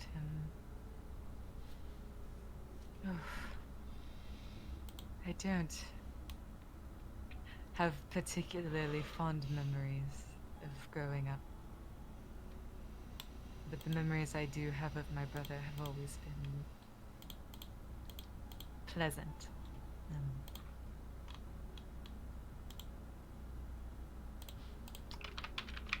Well, that's good, at least. So they're still just like. Thanks, Kiki. You're welcome. So it's just like- I don't like talking about this. Tell me, how do you calculate that? How do you tell what age you are? I like how you went from calculate to no, that's not the right word Dakota would use. Oh, he knows big words. He doesn't know what they mean. He's like, have you heard It's that word it's like used? a But that's not regular right. like a human year is just like 365 days. Like that's not different in this world. Like No, that's that makes sense. okay. And then yeah, that's what Tress will say. It'll be like well, once a full year has passed, which is a full rotation of the seasons, then it's funny because I don't remember when my birthday is. But we still get older then. After a while, you stop wondering. What's a birthday? Oh boy. Coda, how old are you? How do you quantify your age? I don't know in human years. We did not have seasons where I grew up. I have seen what was called winter only once. A shame. Winter is absolutely lovely. It's cold. No.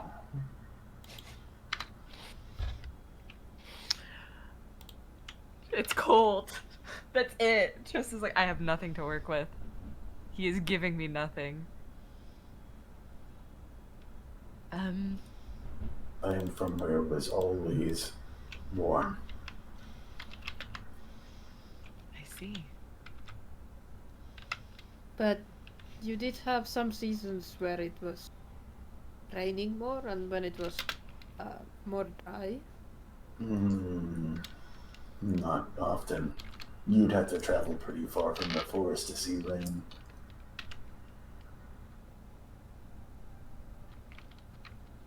Mm. Huh.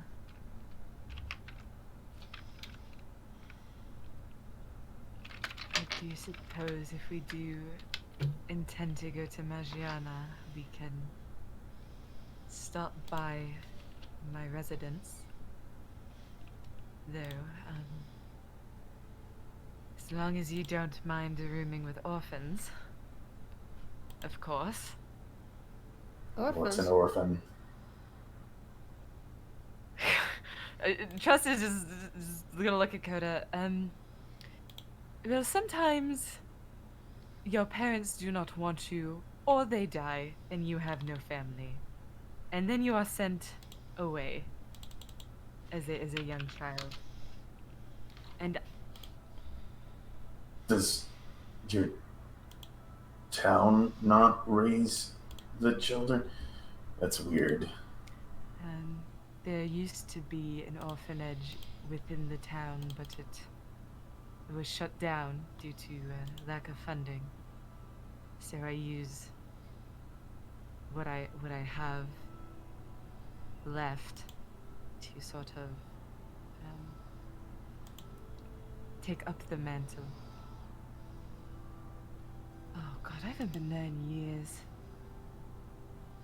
This is like having just a mental collapse right now with the recognition that holy shit. But it's just like, well, whatever an orphanage is, it's probably not running anymore.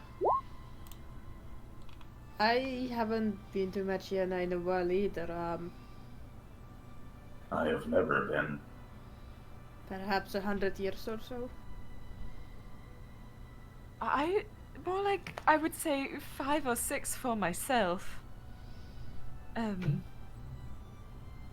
But I don't know what is going on there right now, but I assume my family is still alive. Well, Kiki, I have a question to ask, and I need you not to think anything deeper of it. right. Do you recognize the surname Nightsong? Do I? Do you what? Recognize the second name, Night Song. Yeah. How long has it been since you've been back in? 100 years. 100 or so years? I was there for 300. Make a history check. Try to remember. It's not. I'm not giving guidance on this shit. Fuck that. Yeah. That's fine. 11. A time where you would rather not remember. Well, it's not something I would rather not remember. No, it's not just something it has you been would a while. rather. It has been a while. Yes. Like, she doesn't hate her past. No, that's- no, I am aware. It's just that. Yes. Laughs nervously. Yes, House Knights. You recall your father speaking about it more often than you looking into it. Oh, what the fuck? So, In the discussions, more one-sided than not, that your father would have trying to convince you to pick up after the business. You do remember him discussing about the other members of the mercantile business in the Empire, and the name did get dropped a couple of times. Of course, you wouldn't really bother asking too many questions about it, due to the fact that you would probably bored yourself, or it didn't exactly sound like something that was important to you at the time.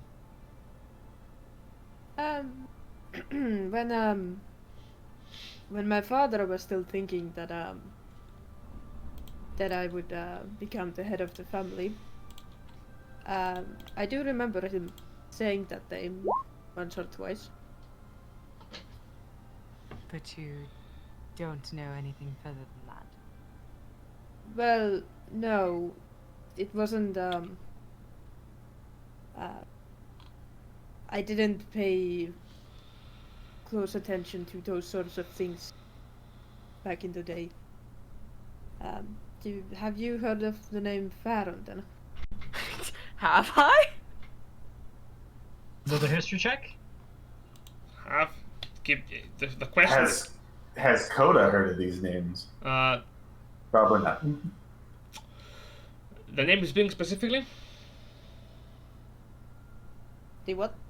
Yeah, what was the name Uh, Kiki threw out? Faron or Faron. Yes, I know yes. Kiki says it Faron, but you know. Yes, I know. I don't know. If that's the case, do give me a history check with advantage. Oh. Guidance. And guidance. Farron, let me check if I remember. Oh heavens. Yes. It does come to mind. Quite fast, actually. Oh fuck. Well, different side of the matter. Your house was... Yeah. Your father... Well, originally... When in the time where your family had the biggest of troubles, when they were having financial issues, you recall that the name Farron was dropped very heavily by your own parents, especially your father, not in the most positive light. In his drunken tirades and more or less his more pessimistic views, he would often refer to how this Farron was a problem. I'm taking notes. Okay. Okay. Primarily because you're pretty certain that your your family's business was getting harmed by the competition.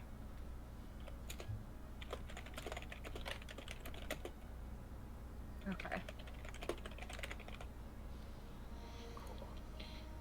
Just will go and yes. Yes, I actually know a little bit. Not good things. And there was a time where we thought we would lose it all, and that was the name my father threw around as the reason for our possible demise. In the end of our own family business. Well, either my father or one of my brothers did. But to be honest, that that old man is probably still kicking, so I wouldn't be surprised. I see. Trust. That's it. That's it. Trust is like, walls back up. This is too much. I don't want to think about it anymore. This is bringing up bad memories, and she's done.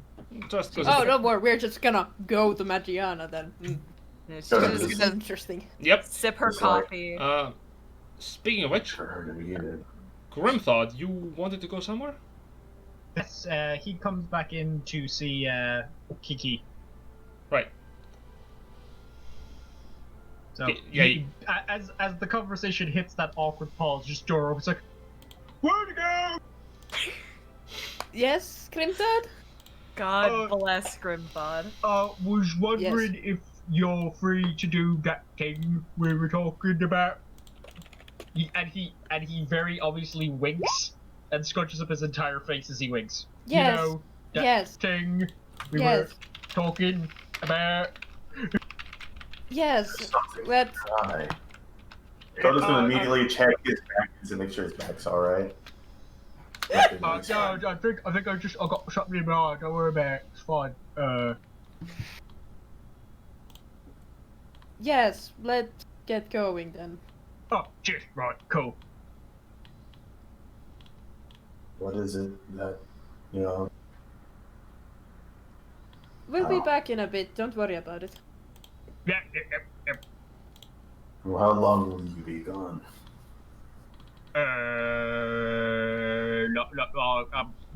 Maybe an hour? Kind of looking to Oh. Kiki for help. Hour or so? Yeah. I think so. Yeah. I think We'll we're be going back. to look for that temple. Oh, okay. Yep. You. Good. Yep. So, So, you heading out? Mm-hmm. Yep. Cool. So it says trust. Yep, Trust, you are left in the tavern, I suppose. Unless you Nice. wanna. Yeah, you are having Trust, some thoughts. Trust is gonna do what she does best, and that is go gossip hunting. Hmm. For a moment that you said gospel handing, I'm like, oh, you go to the temple, okay. Nah. She's got real pious real fast. Nah, she at her core she is an urban bounty hunter. She's going gossip hunting. She's going rumor mongering. She's going Back to noble Figure out. hunting. Okay. back to noble hunting. Gotta Sure. find the orphans. Gotta teach them how to pickpocket. Trust is going back to her roots because she feels uncomfortable. That's Oliver fair. Twist this bitch. Yep. So the trio of disaster make their way over to the town, and before anything, as for you're playing cards with the kids, they are learning. Takes them. They're learning in the sense that they're having fun. The owner of Cool Uncle Ashfall be like teaching the kids bad habits. yeah, about that the hell yeah. the Kids, you barn want to get drunk and play poker? yeah the barn owner is not exactly happy that his employees are playing on the job, but paying costumer, whatever. Beyond that, Lupus is also apparently drinking in the tavern. So the three of you, where do you want to go? Goes over to a temple. And specifically looking for one called Hell. Okay. Before we go to that, Grimthought and Kiki, where do you want to go? So Grimdod's kind of following Kiki's direction on this because he had a private word with her and wants her advice on something. Yep. So where are you going? So where does Kiki think we should go? Oh, that's a good question because I was thinking about that and I'm like, fuck. If you're having trouble thinking about this, we can just go to Coda and then have our break. So Yeah, sounds good. Yeah, I'm gonna need to think about that for a moment. Fair enough. Koda, you go to the temple. Yeah. Entering in, the first thing that you see is that one of the temple priests tell you, "Sir, I'm going to have to ask you to exit right now for about 10 to 20 minutes. Um, if that's okay with you." I'm looking for someone. Can you help me find them? I'm afraid. I'm afraid their radiance does not accept visitors right now. So if you wouldn't mind, I'm going to have to ask you to leave and return back in 20 minutes when they are properly escorted back to their chambers. We already have had one person enter in, so you see no other people in the temple itself, except for what appears to be a person that is talking behind a raised up like background wall in the end of the temple. All right. What does this man look like in front of me? Give me a moment. Good question. They are wearing green clothing. They have some armor on them, and a greatsword on their back, and they seem to be talking with a figure that is not visible to you from where you're standing. Um, the priest tells you, "Are you with them?" With who? Well, if you're not here for the radiant one, please, I have to ask you to remain outside for a few more minutes. We're going to be helping you out in a moment. Is there a way that I can kind of still see inside from a certain angle? Make a perception check as you're trying to peer.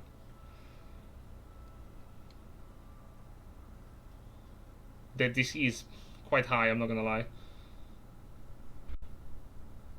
And Novi's dead. Rest in pepperoni pizza.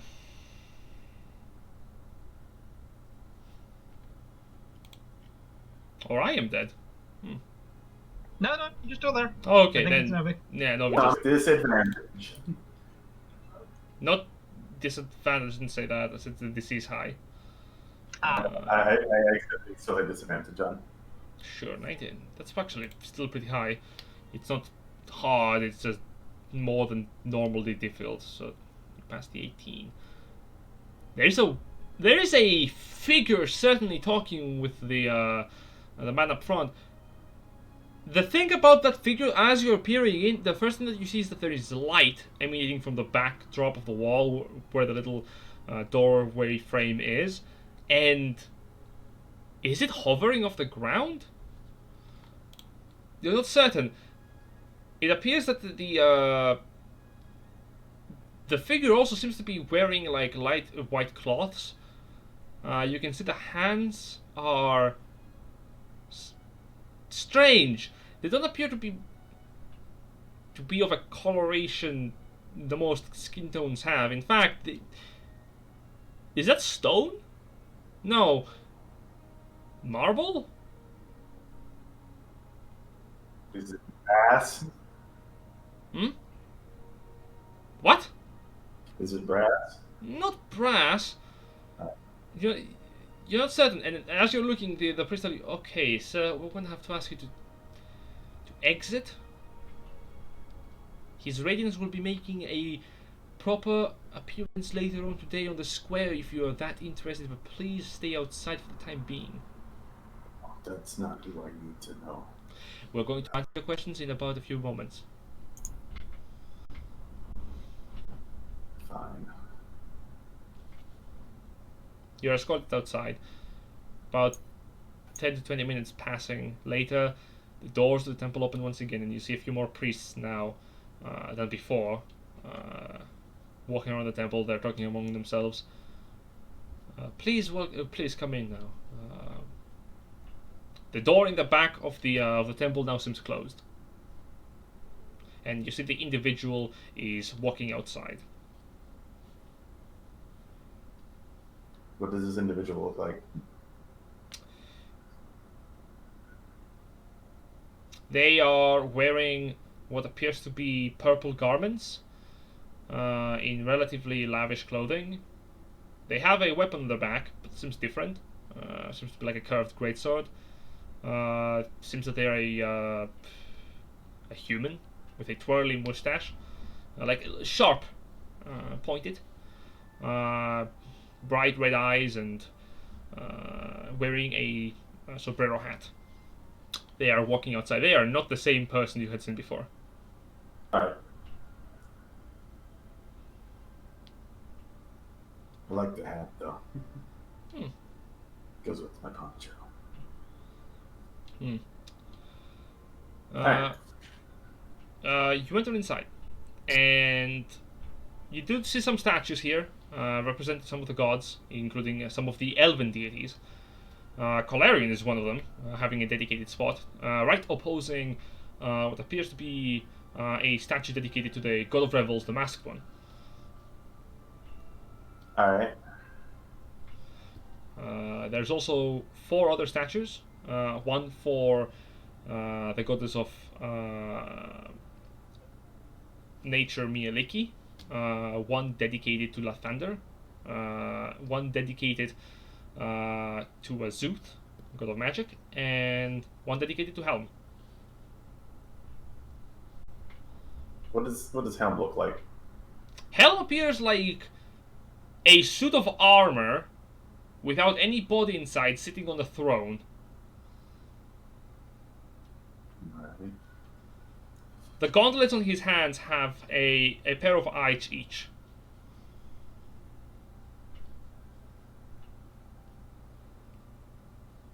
I'm gonna look around the priest. I'm gonna guess that there's none that fits the physical description of what I saw when scrying. Nobody looking like that, no.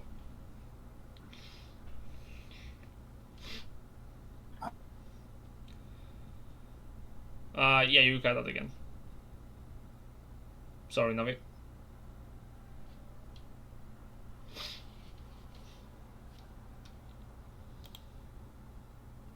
Okay. Yeah, you cut out. Oh. Yep. Like, alright, can you hear me now? Yep. Yep, you're good. Alright. So. And again. Okay. I think this is a great time as any to...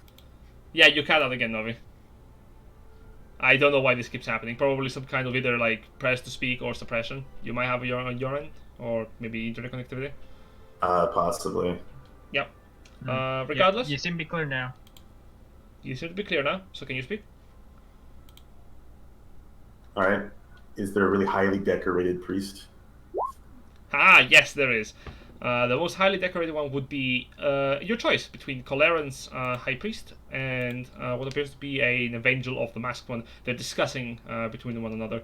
One of them is wearing a silver mask with golden strips going down from each of their eyes in a bit of a saddened expression. Wearing... Specifically one with red and green colors. Not that you can see, no. There's no priest of Helm currently. Here, no. Like there are priests of Helm. You see, like a pair of them discussing the nature of their deity's policy on the watches of the god, but none of them are wearing green-red clothing. Okay. Then I will go to them. You could just You could just have told me that in the beginning. I figured they'd be wearing green and red, and be highly decorated. But I mean that works. I guess it fits within the nature of their deity not to be like that. So I was gonna walk up to them and ask, "Have you seen an older man, black green beard, who's kind of losing his hair?" They both look at one another, look back at you, and who's asking? My name is Khan Koda. Okay. I'm asking because I would like to see my friend again. If your friend is a member uh, of the Everwatch, then it is more likely than not that uh, they are probably serving, I suppose. Who are you looking for? I'll guess she calls herself Pero. She's short. Right. We'll have a look through our archives. We don't have a Solace of the Everwatch in the city, so um, it will take some time to get the archives set up. If you could tell us in the description of how they look like. Yeah, Koda will give the description. Right. I just did. Short. That's it. And as Well, man, long ears, and yeah. Yep. She's a shifter. And as this is happening, we're gonna take a break because everyone needs to go consume food, drink water, run a mile, do acrobatics, perform athletics, make history checks, the likes. So we will be back. Patrons. We shall be right back after this. Short messages from our sponsors. Here we go. We should be back. So, without too much of a further ado, Koda, Yes. you are talking with a priest of Helm. That I am. After giving them the information on how hold up, let me be 100% correct. After how Para looked like last time you saw her, as best as you remember. I mean, I scried on her. Yes, I know. As last time you saw her doesn't mean that you saw her physically. Whatever. You see that the priests are looking through the records, and one of them says, "Oh yes, you're referring to one of our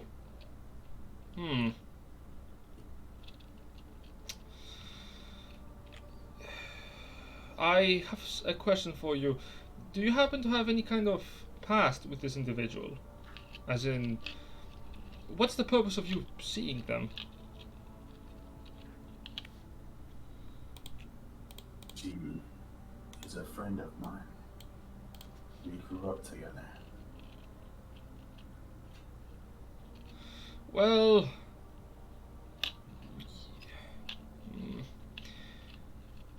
and one of the priests looks to the other, and the second one says, "If he came here to see his friend, I don't think it is that much of a problem to have the meeting occur just this once." And the other one says, "The training regiment is not supposed to be interrupted."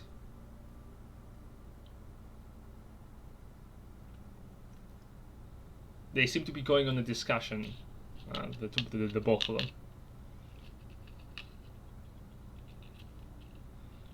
Do you want to intervene at all, or? How long does the training last? One of the priests stops, turning towards you. The training to become a member of the Everwatch takes about 3 months. There is 2 weeks in between each regiment, and well, she came to us a long while back. She's currently on her final month of education.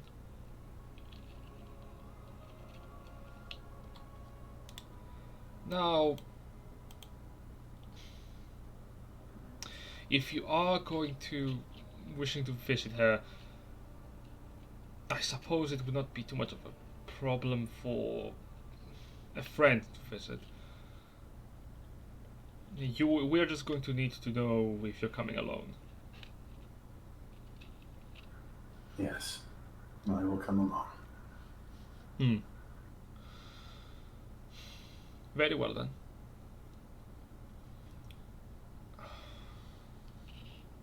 Return to the temple here a few hours later. During the afternoon would be most useful after her regiment is complete for the day. And the two priests give you a nod unless you want to tell them anything else or you want to discuss anything else with them. Before I leave, I want to ask them, how well taken care of is she? Is her training in good hands, or? Of course. Our chaplain of the Everwatch is personally ensuring her training. She's the only member of her class that has managed to make it to the 3rd month. Good. I will be back soon. Very well, sir. And do you exit the temple? Yeah. As you exit, can you give me a perception check?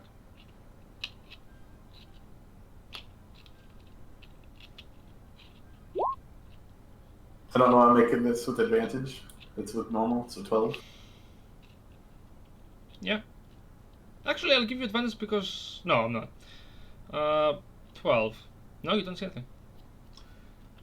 Hey-oh, sorry for the hold-up. Excellent! I Welcome found him. back. I Just in found time. him. 12 was all I needed to find your thought. You have seen that Grimthor, Quills from another reality away, that Grimthor awakens again. So Grimthor, welcome back. The two of you are, both Kiki and Grimthor are walking down the streets. You're coming up across what appears to be a group of elves discussing, not just elves, there's a few humans here, a couple of dwarves as well. They're discussing the recent politics of the city of Oakvern regarding their newest laws and etc. And you're passing them by, moving down into the streets. Kiki, you are looking for what store? Is there like a store for magical items or I guess artifact is not the word, but like something magical, something useful. Roll investigation check. Oh boy. 14. Okay. You're looking around, trying to find any kind of store that might catch your fancy. What kind of stores, just out of curiosity, are you keeping an eye out?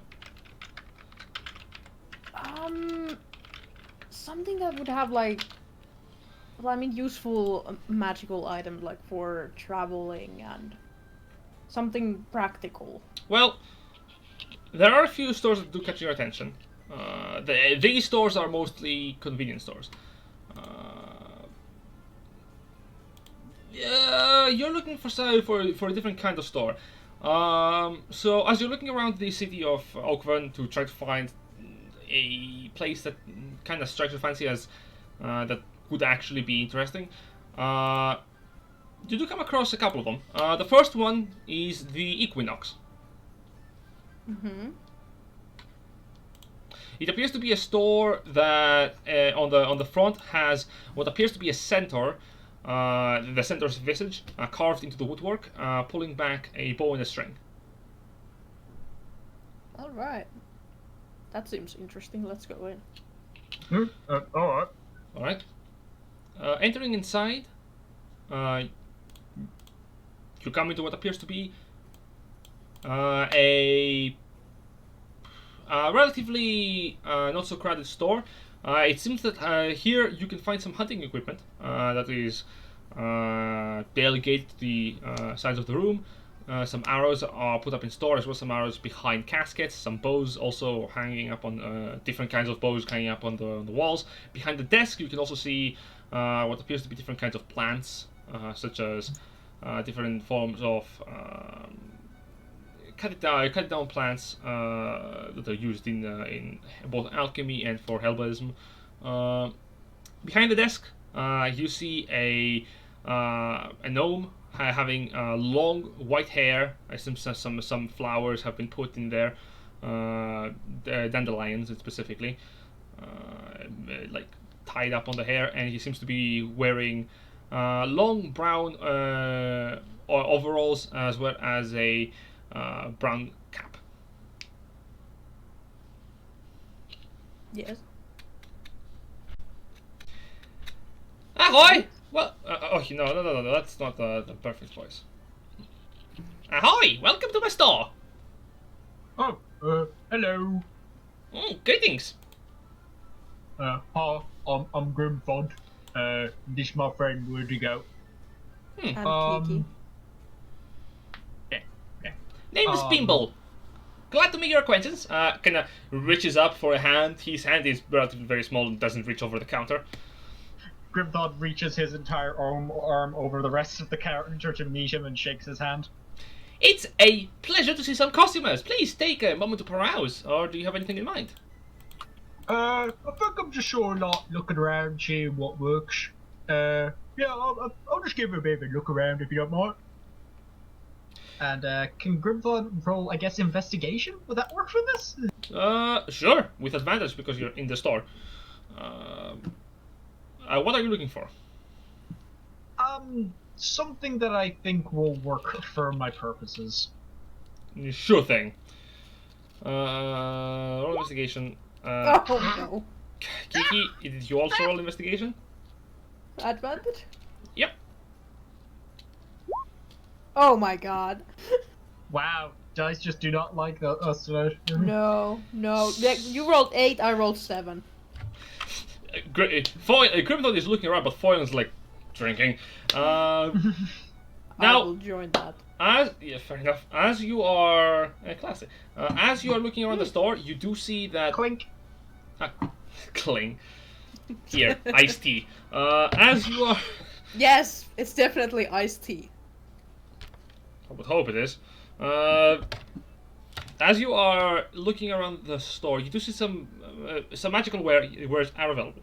Specifically magical arrows, as well as a couple of magical bows that are on sale. Some magical spears and javelins are also on shop. Yes. Hunting equipment, as I said before. A pair of magical boots are also up for sale. They appear to be like green boots. There's also a pair of gauntlets, seemingly with like panther fur on the sides of the gauntlet itself, like etched into it. Also magical, as well as what appears to be a locket, having the sign of what appears to be. Let me check again.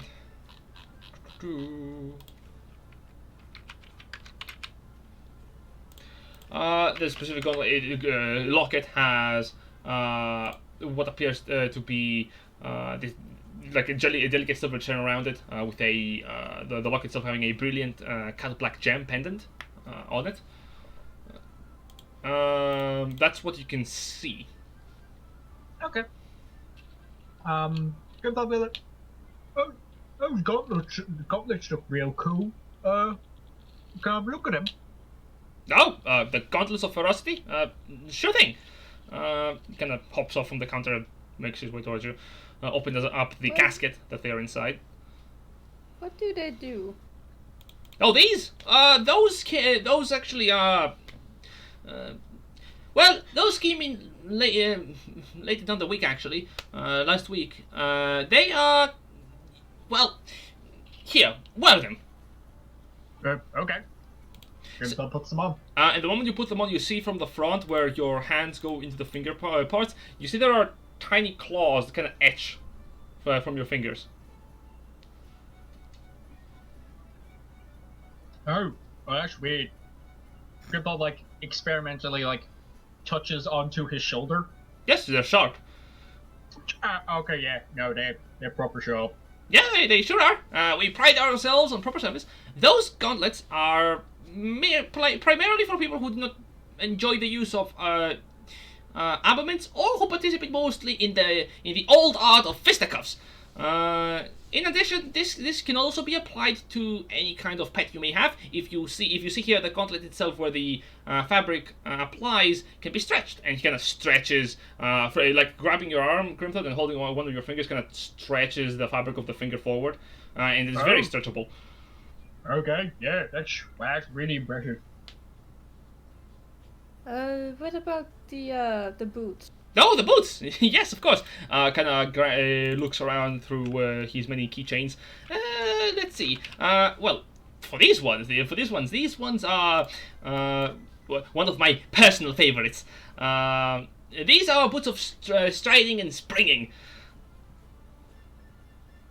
And what do they do? What does that mean? Well, they give that extra spring to your step, especially to us small folk. And even no matter if you're weighed down by chains, you can still maintain that speed momentum. And also, if you're into the athletic competitions, you will find that these boots do help you jump not once, not twice, but thrice as high as you would normally. Oh, Kiki looks at Grimthod like, I mean, yeah, that sounds good. Alright, I mean, look, these are pretty cool. But should I take these off? Oh yeah, sure. Takes off Here we go. the gauntlets from your hands. you know, they So, would right. maybe be pretty useful to Mr. Oinky. Yeah, I could like. But I think the boots are more important right now. Anyway, Yeah. so how much for the boots? We sell them at 400 gold. Grimthod kind of like looks at Kiki, opens up his bag. He's like, do I have that much? Do you have that much? I have 224 gold and 7 platinum, which would be 70 gold. So altogether 294.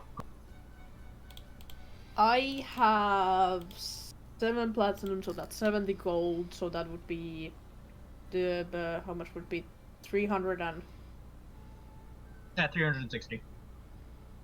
360. So I can give you the 40. What if? Oh, do you do trading? I am always happy to provide some lenience. Sure thing. What would you have open for trade? I don't take in bones. Yeah, keep going. Kind of. Oh, okay. That rules out some of my stuff.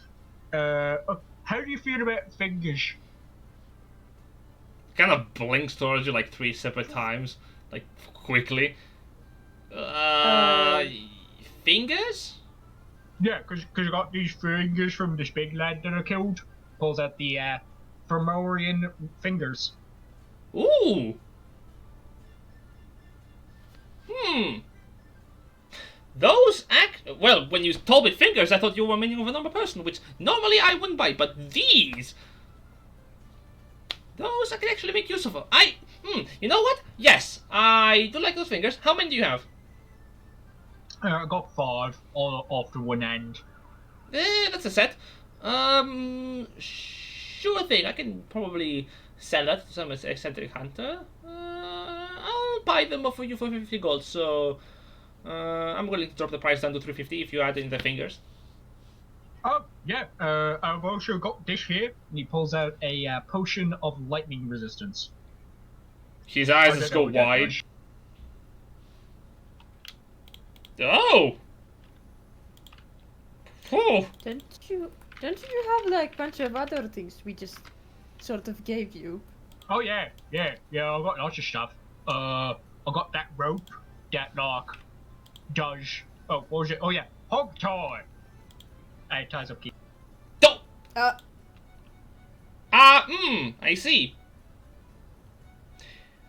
Okay, hold on the ropes for a moment. Quite literally. Drop the rope. The rope comes back to me.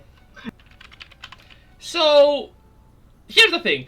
This vial right here, I'm willing to exchange just this vial for the boots. Oh. Yeah, okay, well, let's do that. Yeah, certainly. This right here pays for it. Alright, and give him some profit back. So, if I sell it to the proper person, so that's alright. You got a deal. Kind of reaches up for you for your hand. Shake. Yep, I give him a shake. He's like, right, cool. Oh, okay. Thanks. Certainly. And now you have acquired the boots of springing and jumping. Hold up. Awesome. The quite niche magical item that I'm pretty certain Coda is going to be like, I can jump now, how high? Here you go. Oh no. Or you could actually just give it to Mr. Oinky, which is a horrifying sight. Just like yeah, I'll believe that when pigs fly. Whoop. Technically, that's a boar. Technically, that's a boar. It doesn't even fly; it just kind of like jumps really high and falls down again. So while we're at it, do you happen to have any ritual spells? Yes. Ritual spells? Yes. Scrolls or whatnot. We don't sell scrolls here.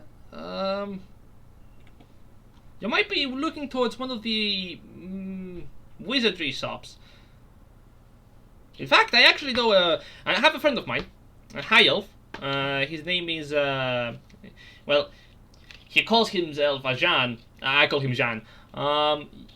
He has a store down the way. Tell him I send you, if you could. He hates it.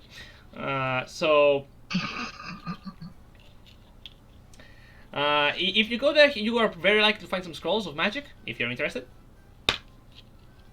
Alright, good. I will keep that in mind. Was there something else you wanted to get, Grimtor? Those javelins, how much are they going for? Oh, these ones? Well, we have some actually special javelins right here. So these ones, and he pulls out these, the wood itself is silvery white, and on the tip of the spear it is made out of steel.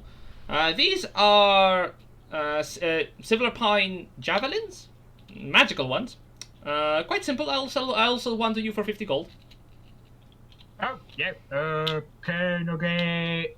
Is it just one deep got, or we got a couple? We have 3 in store right now. Yeah, fuck it, I'll get a roll 3. You know, if you're really looking into some of the more puck-a-punch javelins, we do have one. Oh? Yes, of course. These ones are... well, this one has a powerful magical property. It has the ability to summon lightning. Well, it becomes lightning.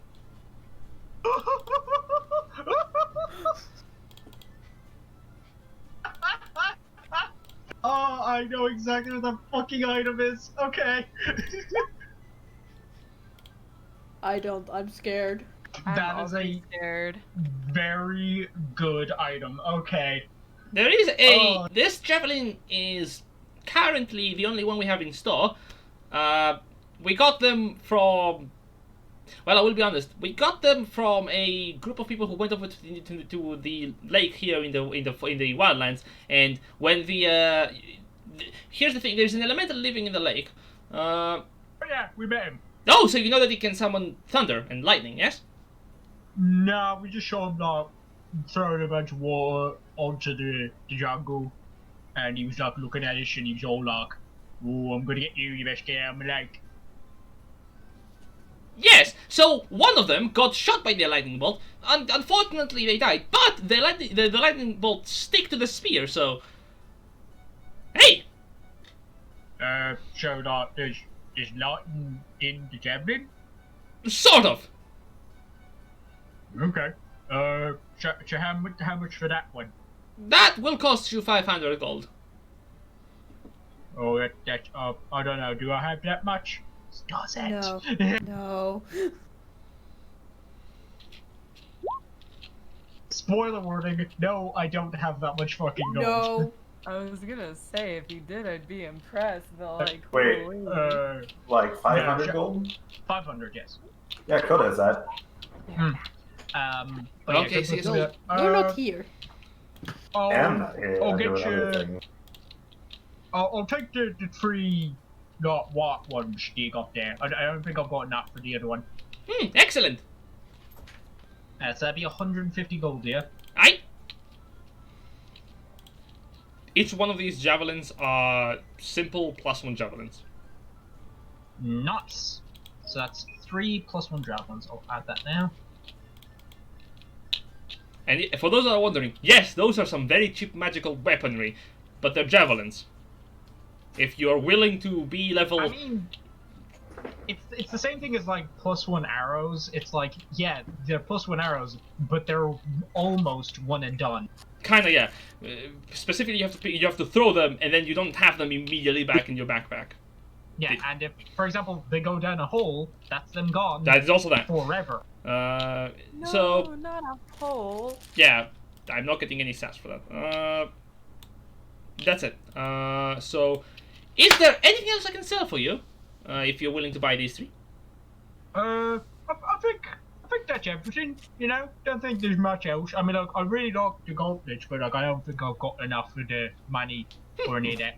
But like, I might like send some of my mates over here afterwards if they've got some stuff they want to buy too. No, please do. I love all the business I can make.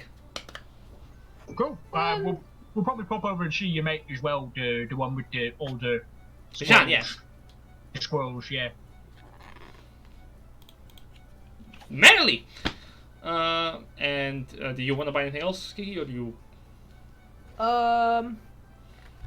I do remember that I like showed the dragon giant heart to the man of plenty. I don't think I gave it to him, though.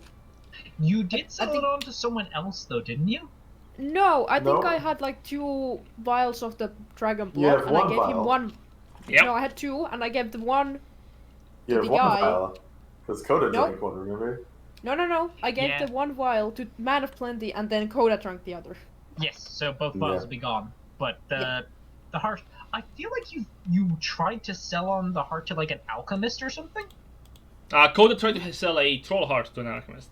That's what No, I'm that thinking was of. a Hydra heart. A Hydra heart, Different sorry, yeah. heart. Yeah. Different Yeah. heart. Okay. Anyway, so Kiki's gonna pull out the heart that she has kept clean with prestidigitation, so it's not going bad. Ah, a heart. Would you have any use for this, or do you know anyone I can I don't think I know many hunters who want to buy that as a trophy.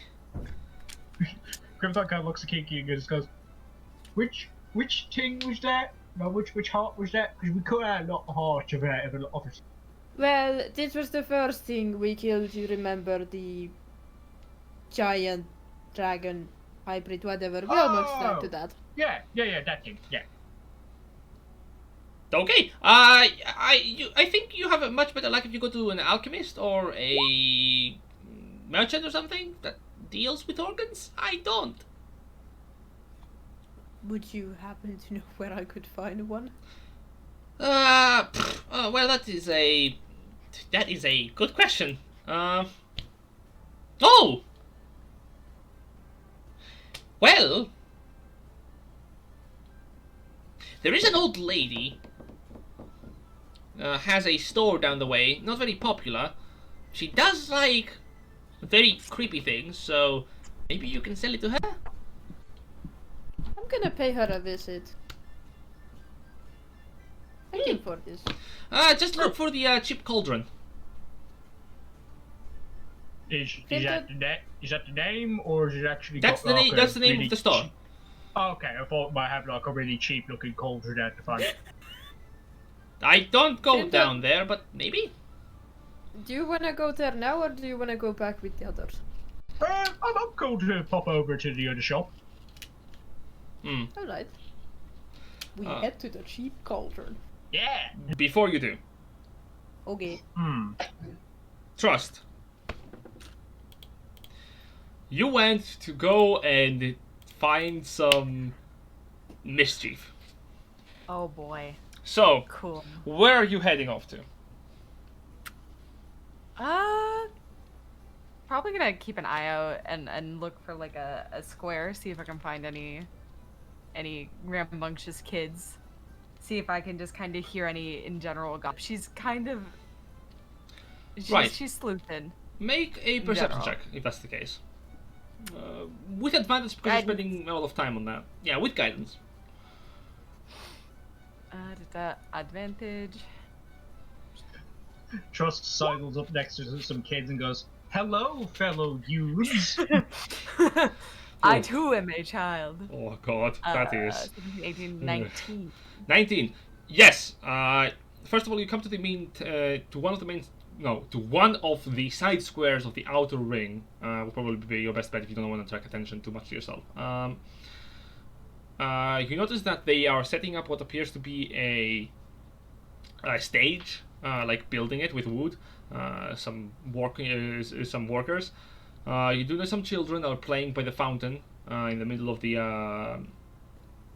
square. The fountain is pumping out water, and the children seem to be running around it. Okay. You also notice a couple of older folk are sitting outside the tavern. They're just they seem to be talking to among themselves while drinking some minor ales. Okay. Anything important else? The only other thing you would notice is there is a young half-elf that is seemingly playing parlor tricks to some other younger folk. Ooh. Oh, I want to go watch that performance. Let's go.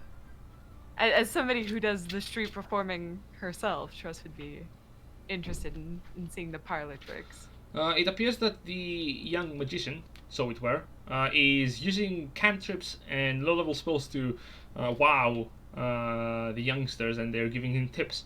It appears that he's casting spells like minor illusion and using puppetry to make a play. Aw. Okay.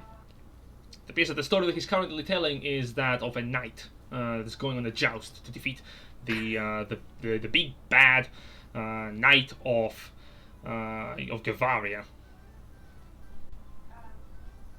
Okay, interesting. Name drop. Lore for the other campaign. Do. But the people that are the elderly people, are they just kind of like talking to each other? They're just chilling. They're just chilling, discussing about Oakvern state, discussing about the Radiant One, and talking about how they just they are in the city, discussing about like visiting them later for some healing. They're discussing also about the state of the wildlands, just like how the jungles have gotten too filled with the undead as of late. I hope that fixes itself. Like, yeah, I can't go hunting anymore. Undead, you say? Holy shit! That spread like crap. That was all the way on the other side of the fucking country. I mean, when you are old and you have nothing to do all day. I mean, I guess, but like, holy shit, the undead were popping up around Oakvern? Yeah. In the God entirety damn. of the wildlands, that would have been a problem if you hadn't gone for it. Okay. Then Leave the rest of the world just in the stasis until we walk into it. it's like Trust would know what to do, but I'm a bit out of touch with this side of my characters. Oh. I'm thinking, you know. Well, if you have trouble thinking how Trust would react, what do you aim to do? She would probably try to get out her violin and start busking, see if she can sort of entertain the children that are around. Like, kind of attract their attention. Or, like, start just to, like, try to tell stories, just kind of like... Right, grab their attention. Yeah, definitely you could try to make a performance while near the fountain. Settle down and just start playing. That will probably catch their attention. Do you want me to roll performance or roll with my viol? Either one will do. I will roll with my viol and give myself guidance. I don't know if that actually works for this, but It does. cool. That's Oh my fine. god! +2. Ah, you needed 30. Dang. Impossible check. Man, kids these days. Kids nothing these- is good enough. Standards are way too high. Standards too high. Yes! Not only you settle down and you begin to play your violin, and as you're playing the violin, you see these spectral orange moths like coming out from every thrust of the string that you play, as you whisper to yourself the prayers of Cory, and as those moths come to life, you see the children are playing on the fountain, like, whoa! Immediately like come up towards you, like seeing this happen, and some of the children from the young magician actually just begin to slowly move towards where you're playing. Some of the elderly folk are watching you play, like stopping talking, just kind of looking towards your performance. And like you would notice a couple of the workers just kind of like chilling after they, like as a moment of their break, just looking towards you as you're performing. And the magician goes, "Ah, for God's sake, I was just getting a good rhythm going, man." The magician does not. Let me check if he's mad. Like, she doesn't have a hat out or any. Like, she's not like accepting gold. Her viol case is shut. So like, there's no way for people to like toss coins at her. So it's obvious she's not doing this. For money, yeah. They just start chunking coins. Oh God. No, you don't see the children chucking coins. You do see the magician specifically seems to be kind of charmed by the performance. Like, whoa, that's some good music. It's actually just like a really fancy version of "Don't be suspicious, don't be suspicious, don't be suspicious, don't be suspicious." The secret ingredient is crime. Exactly. So yeah, you have the attention of the children as you are finishing your with a swift momentary crescent of you finish the song, and the children look up at you. Whoa, you're really good. Thank you, darlings. I train very hard. That's my craft. How did you do that? Oh. Well, I learned how to play an instrument from a young age, and I get a little bit of help from my goddess. You got help from a god? You see one of the kids go, "What's a god?" I don't know. That's okay. What the fuck happened to Sunday school? She's just kind of like, huh, interesting. What is the kind of state of these kids? Are they Oh, kind of very young. not less age, more lifestyle. Oh, they seem to be quite. Yeah, they're really into the indie scene. No. They seem to be quite well off. They don't seem like squabbling clothing. Okay. They seem like quite normal. They seem to be in the middle group of economical states, I guess. Okay. So she's probably not gonna try to teach these kids how to pickpocket because they seem pretty like good, Fine. you know. She is gonna like entertain them though Okay. with her with her instrument. For a moment, you were gonna say with her vibe, and I'm gonna be like, God. No, my I was in just my vibing. violin, but it's viol, and I'm like, oh God, they're the same thing. Yep. That's alright. Trust just be vibing. Yeah, she's chilling. Okay. And just kind of keeping an eye out for shady dealings in this kind of like square area. Make a perception check. Swag. Guidance. Use your eyes and ears to see if anything suspicious is happening. Hi. Dirty 20. Suspicious per Dirty se. 21. How much does trust the church? Nope. Yes. I feel like there was one too many trusts in that sentence, but alright. How much does trust the church? The only one trusts is trust alone. Well, And I guess like the goats, I guess, because that happened. Yep, I understand. You notice there are some priests. They're wearing robes, like pure white robes, and wearing brass masks and the copper masks, and they're talking with the workers like half an hour after you started performing. Like they came in and started talking with the workers. You can hear them almost. You can hear them talking like, "Is the stage getting prepared? Have you set up the fence around yet? Well, what are you doing? Start working on that. There has to be space." Are they paying me any mind right now? Not really, no. Cool. Let's keep it that way. Meanwhile, on the other side of town, really quickly, Ashfall. You're muted probably. Jack. Oh, all right. Can't believe Jack is fucking dead. There he goes. I can't believe Jack. What? Well, there he Oh, there he is. What? There he Hi, is. Jack. No. I wanted to ask you, what are you doing? I'm eating beef. Good on you. Good. What is Right. Asphalt doing? Yeah, what is Ashfall doing? Eating beef. He's just eating beef at the stable. Method acting. Yeah, he went and found a beef bowl and just is eating. Oh, Jesus. Okay, sure. Just a bowl of ground beef, and he's just Yeah. having fistfuls of it. Ah.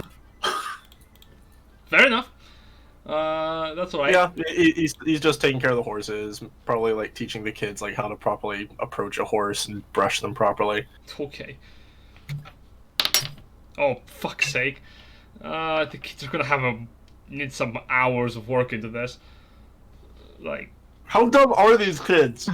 really Dumb. bad. You don't understand. They were getting the numbers on the dice wrong. He rolled a 4 again, so I'm just like... Yeah, they suddenly... These kids are just terrible around animals. So, don't go with the back, but what if I hug the front? Then it bites you. Okay, you're all working with the horses. So, Grimthod and Kiki, you're making your way back where? To the inn? Nope, we are Nope. going to the cheap cauldron. Fuck. Okay. Let's do this. You make your way over to the northern side of the town, where you are approaching what appears to be a relatively small store. It is a bit difficult to find, as it is not exactly very much advertised. It doesn't have any kind of signs that lead up to it. You have to ask around. Most people are a bit cautious about talking about it, but you make your way towards it, nonetheless.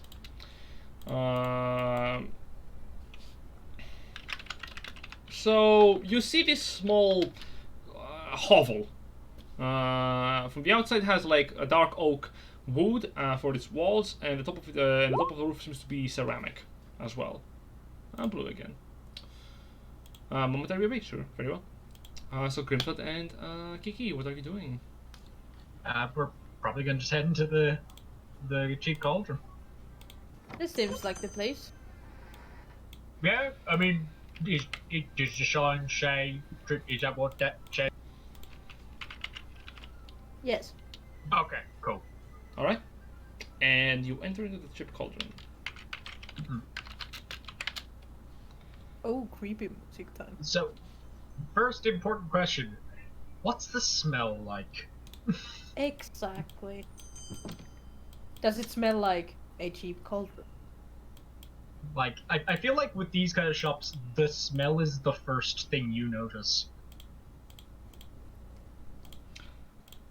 Well, the first thing that you notice is that you enter inside and you see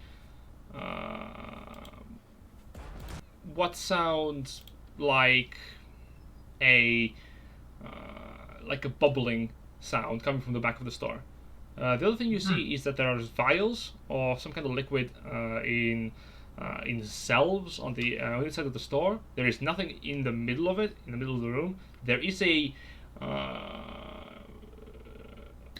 like a wooden table on the back end of it that you can see.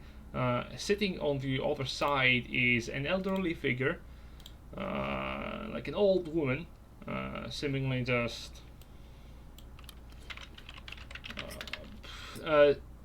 working on what appears to be the preparation of a flask of some kind.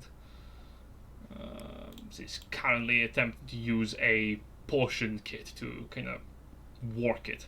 The liquid itself is shifting between hues of green and purple. Interesting. In terms of like stuff around the rest of the shop, is there anything like on the walls or like around to the left and right of the immediate shop area? Yes, you see there is a... The first thing that grabs your attention, I suppose, would be a squid that is like on the wall. Alive or dead? At first you think it's an ornament, and then it begins to move its tentacles and close and open its eyes. Griplock kind of like wanders up to it and just starts like inspecting it from multiple angles. Like he's very tempted to start poking it, but he hasn't yet. Yeah, you hear the voice from the woman go, "Don't touch the squid." I wasn't going to. Good. He says, like a liar. You know, like a liar. Well, hello. I am Kiki, and this is my friend Crimtod. Hello. Oh, she puts down her vials. So, welcome. What can I help you with? Well, I have a question. Do you buy hearts from people? Not human hearts. That's a strange question. What do you ask? She pulls out the heart.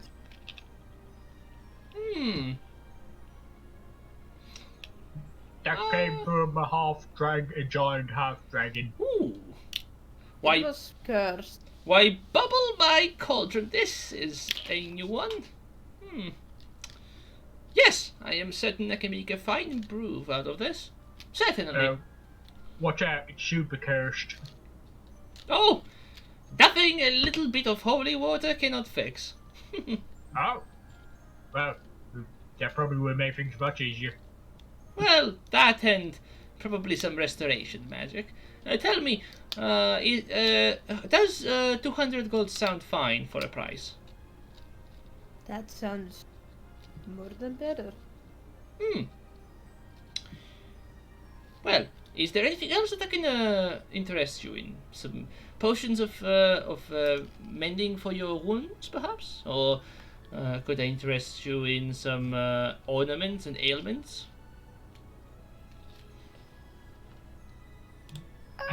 How is the squid dead? Because like it doesn't need to breathe water or anything. Excuse me? Oh, the squid. Oh, that is no simple squid. That is Alabaster, my pet. Oh. I mean, he likes to hang on the walls. So why doesn't he need to like breathe water and stuff? Oh, he doesn't. He's not a squid. Well, not normally. Alabaster, my dear, come here. And you see the squid transform in an instant from its squiddy form to that of a cat. Begins to make its way over towards the old lady. That's a really neat trick. I got a friend who could do that. Oh, this is no simple trick. Alabaster is my familiar. You know, helps me out in the store and such, keeps the pests away. You won't imagine how many. You won't imagine how many rats we get.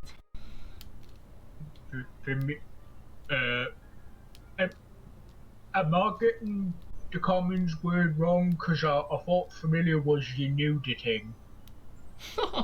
Well, I know a lot of things.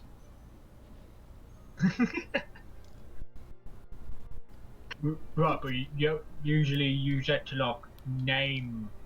Oh, I mean, I guess you could. One thing at a time, Crimtod. Speaking of familiars, would you are you setting some charcoal, incense, and herbs, and maybe perhaps a brass brazier? Ooh, you are requesting components. The other spellcaster goes, "Gee, I wonder what you want that for." Yeah, I was just exactly thinking that too. Like, Yes, I can sell you. Tell me again what you need. 10 gold piece worth of charcoal, incense, and herbs, and a brass brazier. Each? No, I think it's all together if I understood that correctly. Well, that'd be for one casting. You could do like yeah. You could do like enough of each, and then you'd have enough for roughly 10 casts. Maybe. Well, I just need the brass brazier to put it all in, so that can be whatever. but the charcoal, incense, and herbs need to be worth at least 10 gold. If she has more, I'm gonna take it, because... Yes, I mean, yes, yeah, I understand. Yeah. I do. Alabaster, my dear, could you fetch the brazier? Well, I guess you can't do that as a cat. He could be a squid again if you want him to be. No. Go fetch my helper. Meow. And the cat lives off. I'll get those items. Oh, we'll be back. It goes in the back of the store, behind the door that leads to the back of the room. It's not even really a door. It's just a bunch of light chains kind of decorated into like the door frame.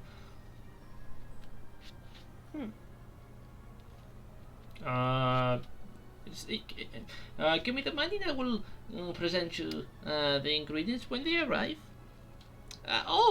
And of course, if there's anything else you might need.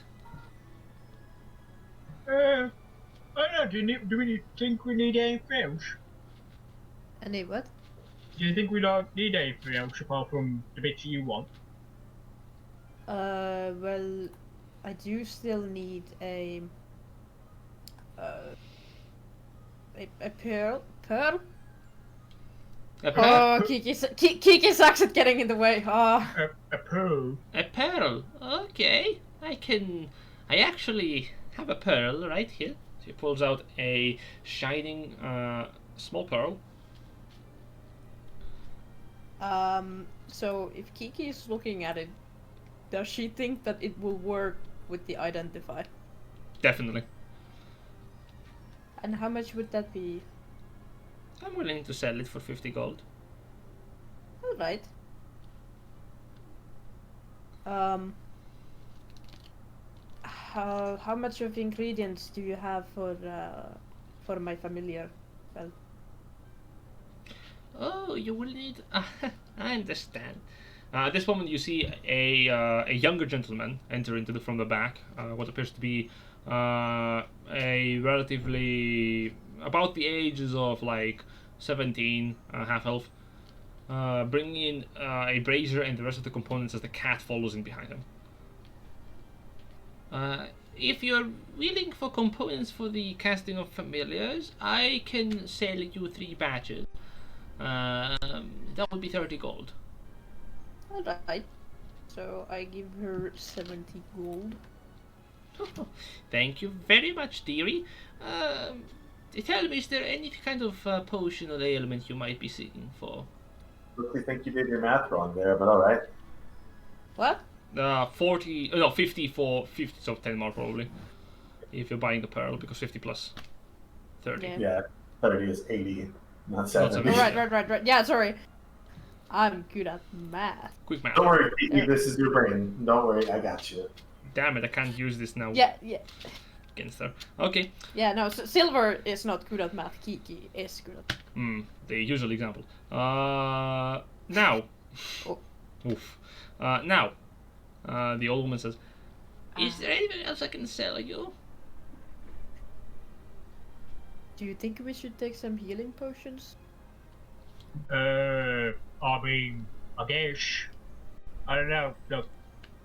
Yeah, I guess they kind of help, wouldn't they? I do know we do have more people now who can heal, but...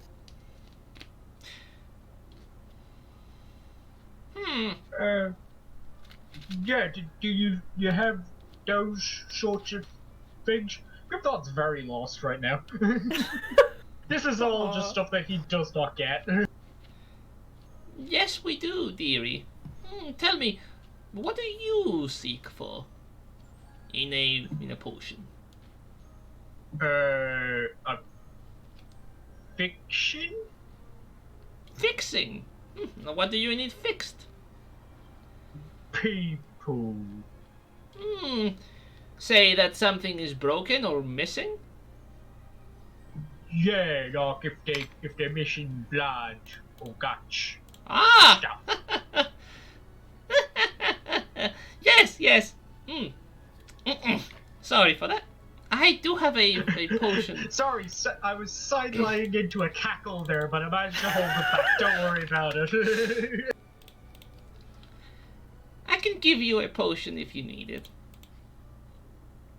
Go. How much of that be? Not so fast. This is one of my strongest potions. I Oh don't. fuck. I don't know if you are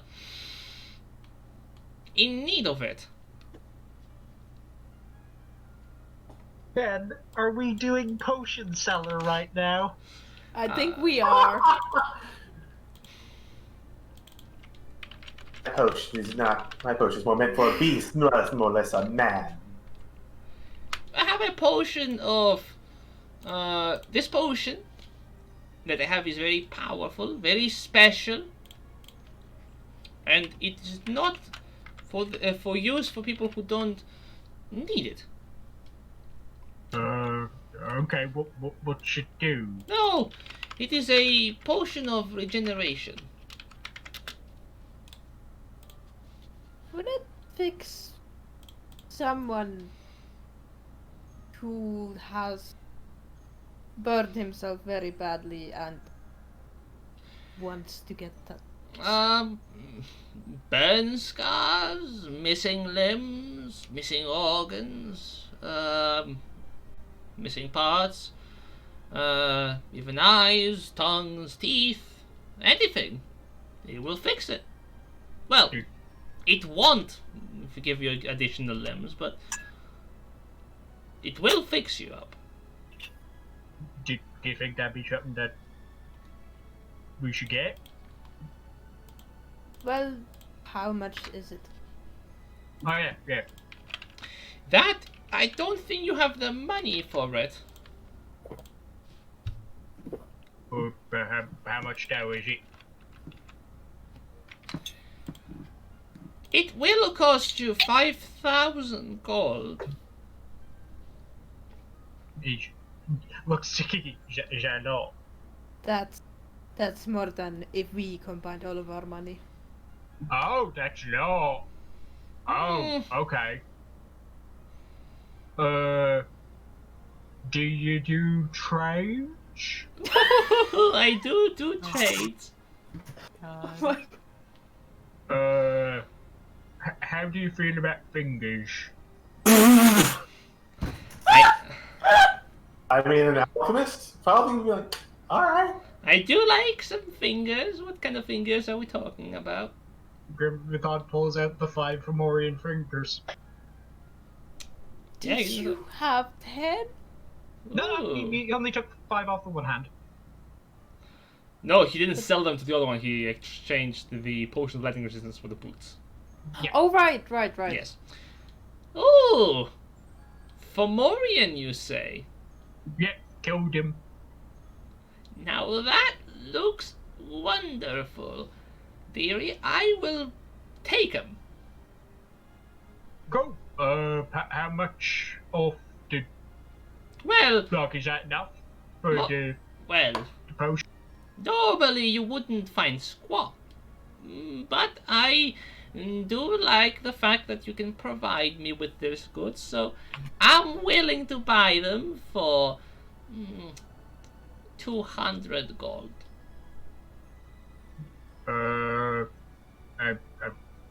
Yeah, okay, that sounds good. Grimthon will hand over his 5 fingers. Guess we'll find out. Yeah, she takes them and hands you 200 gold. Oh, I've also got... Grimthon reaches his back. I've also got this here, and he pulls out the rope of entanglement. Ooh, magical rope. Yeah. Hang on, okay, I can show you how it works. Turns towards Kiki. Uh-oh. Hog tie! I'm assuming Kiki does not resist and just gets... No. Ties She's her up like, again. Fuck. Ooh! Again, loose him. Rope comes back. Now that looks very interesting. I'm willing to buy that rope off of you for 500, I believe. Give me one moment.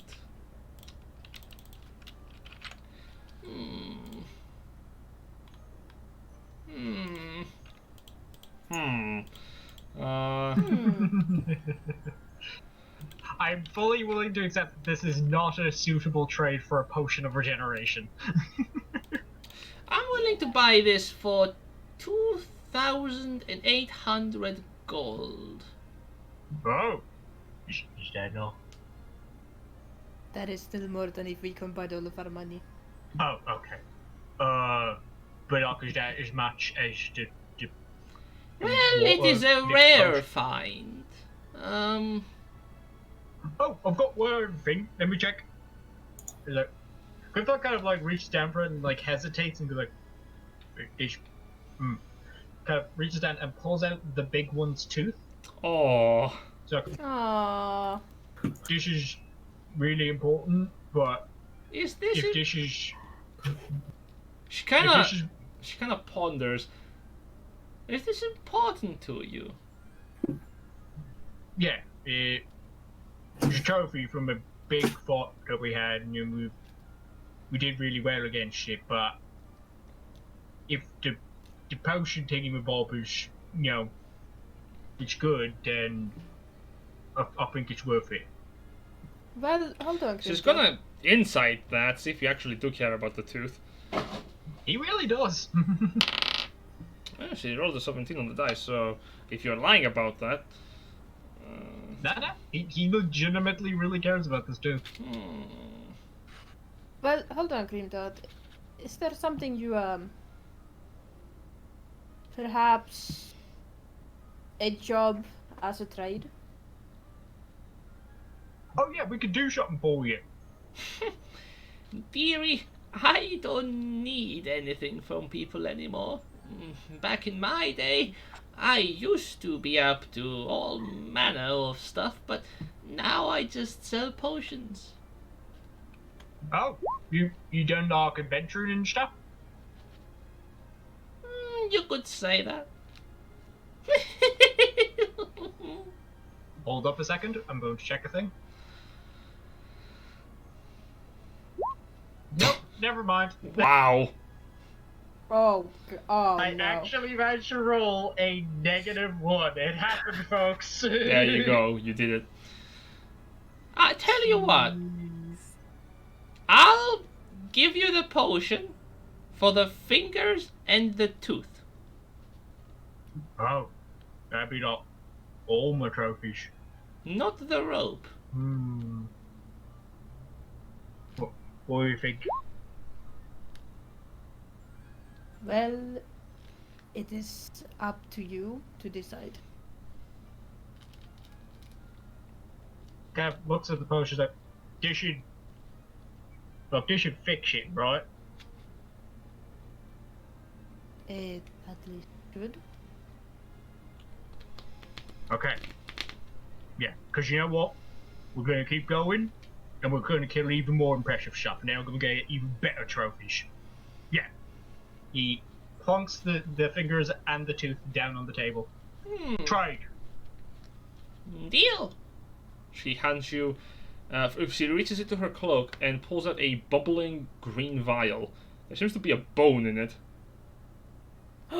It's even better. He'll be so happy to drink it. I know! She hands you the vial of bubbling liquid and takes the fingers and the tooth. Thank Right. you, dearie. One more thing. I Huh? did not catch your names. And one more. Oh, I'm Grimthod, and this is my friend Wordigo. Grimthod. Do you have any names beyond just Grimthod and Wodygoat? No, she got another name, but I'm really bad at remembering common names and stuff. So, I'm usually called Kiki. Why do you need my real name? Me?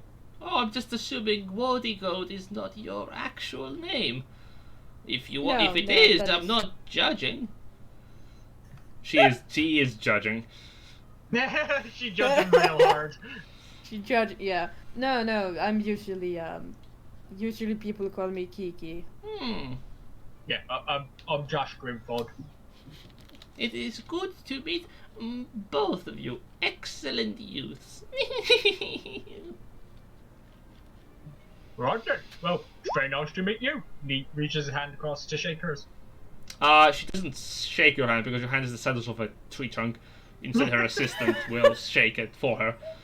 Oh, okay.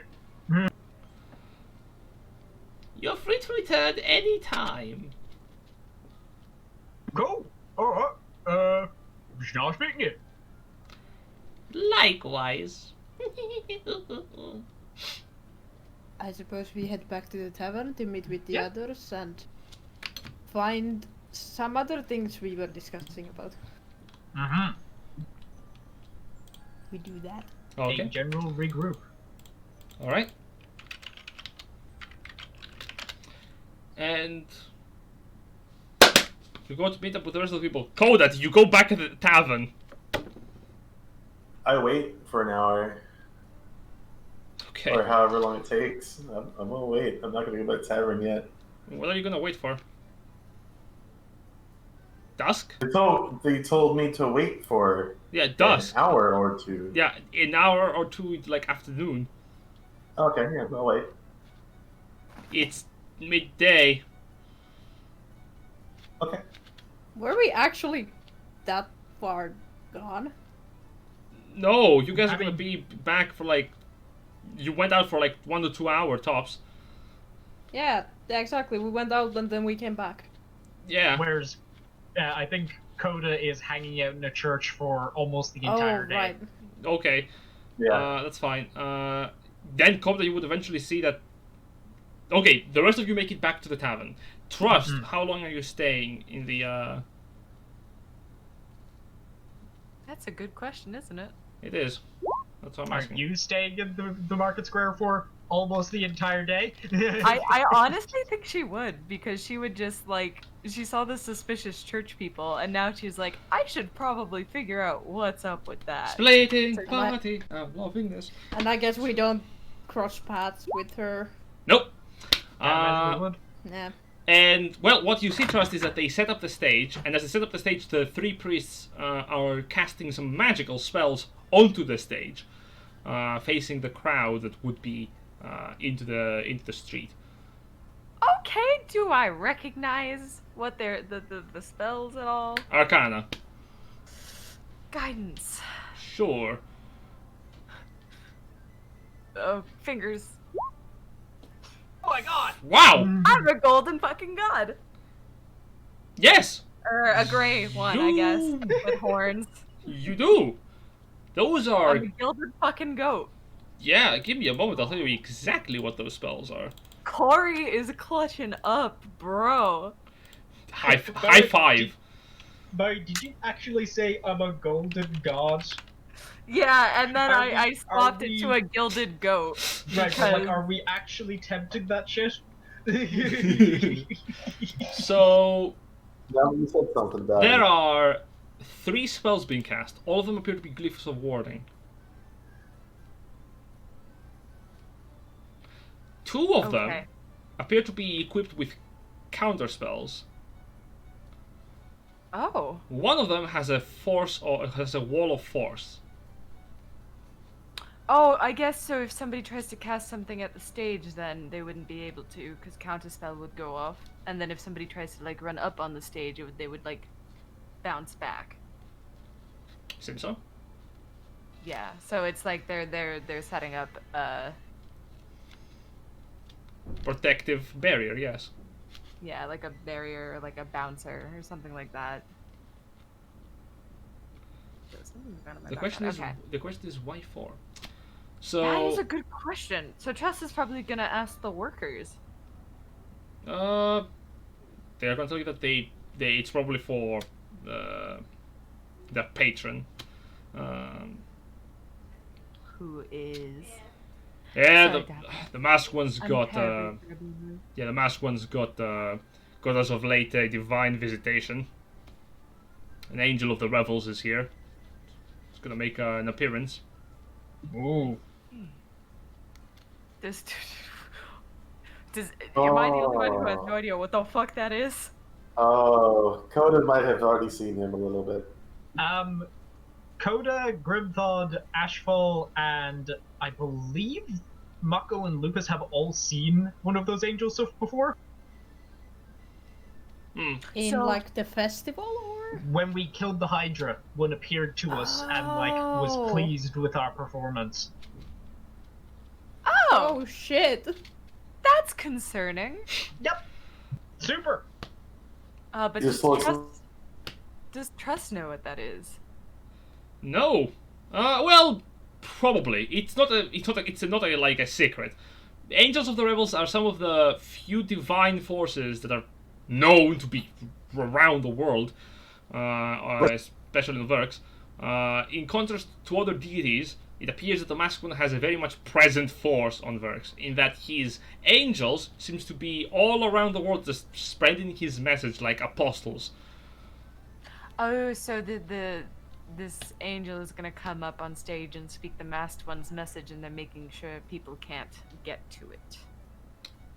Basically, yes. Cool. Oh, who we lose? Aqua, Ah, Hmm. I think. Aqua is dead. Oh no. long live the Aqua. Locally live Lupus. Before that, Hey! there they are. Ashfall, Yo, are you going back to the tavern?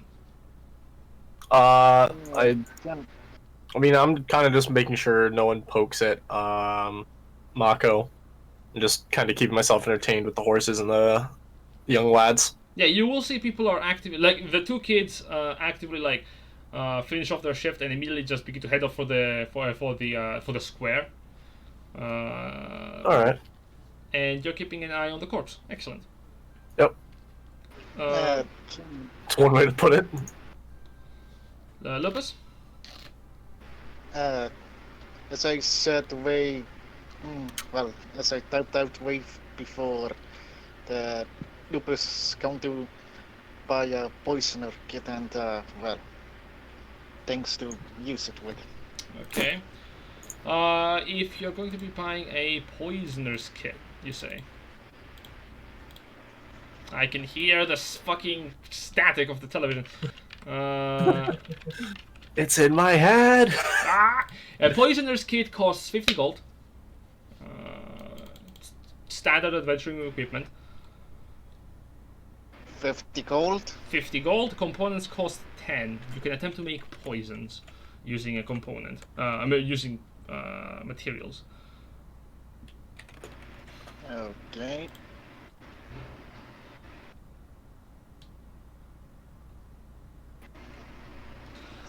You will need to make a nature check to basically craft a poison. Yes, the DC is very high. Alright. But the crafting part's for later. Just kit for now. Okay. Cool. So, Ashfall is there. Okay, so Grim and Kiki, you come back to the tavern and say no one is here apart from not even Lupus, because Lupus is working his poisons. I'll check in with the tavern owner, just like, hey, you seen any of our friends at all? No, can't say I have, sir. Hey,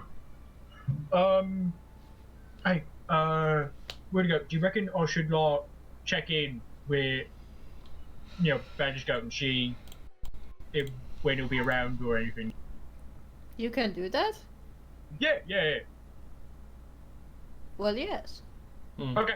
Give That me a that check. would be very useful.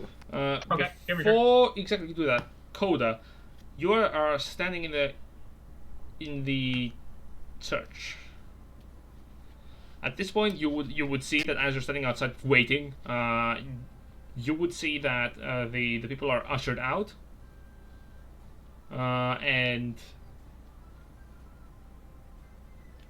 it appears that another creature exits with a small procession of what appears to be 10 different individuals wearing those brass copper masks. One of which is wearing a silver mask with a pair of golden streaks of yellow just painted down the under the eyes. as you see a winged humanoid individual exiting from the temple. Their skin is appearing to be as white as marble. Their hair is golden yellow, and their eyes are gleaming with pure light as they exit. There is a crown of leaves that is constantly twirling on their head, and they appear to be wearing a golden mask on their head, covering their face.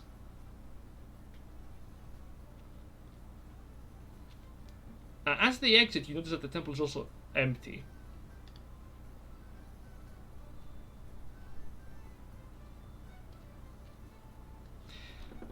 Novi's dead again. Yeah, Novi is dead again.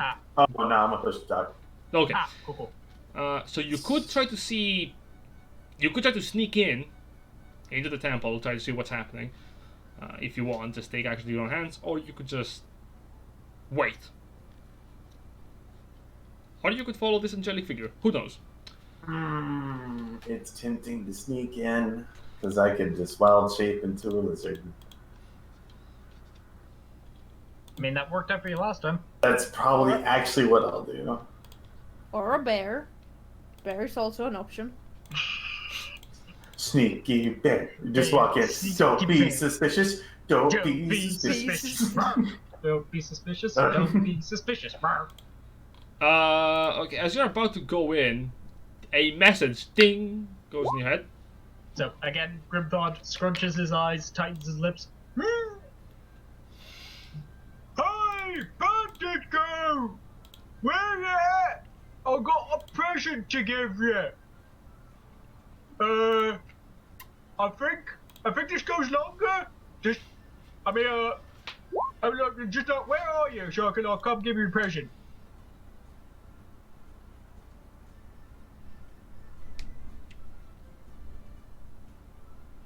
Is there a Novi? Yeah. Alright. Novi, a Okay, response? Kuda's gonna be like, oh god, not this again. I'm at the temple. Sure, if you want to give me a present. I'm not sure how to end this thing. I don't know when this is done. Done. You ended on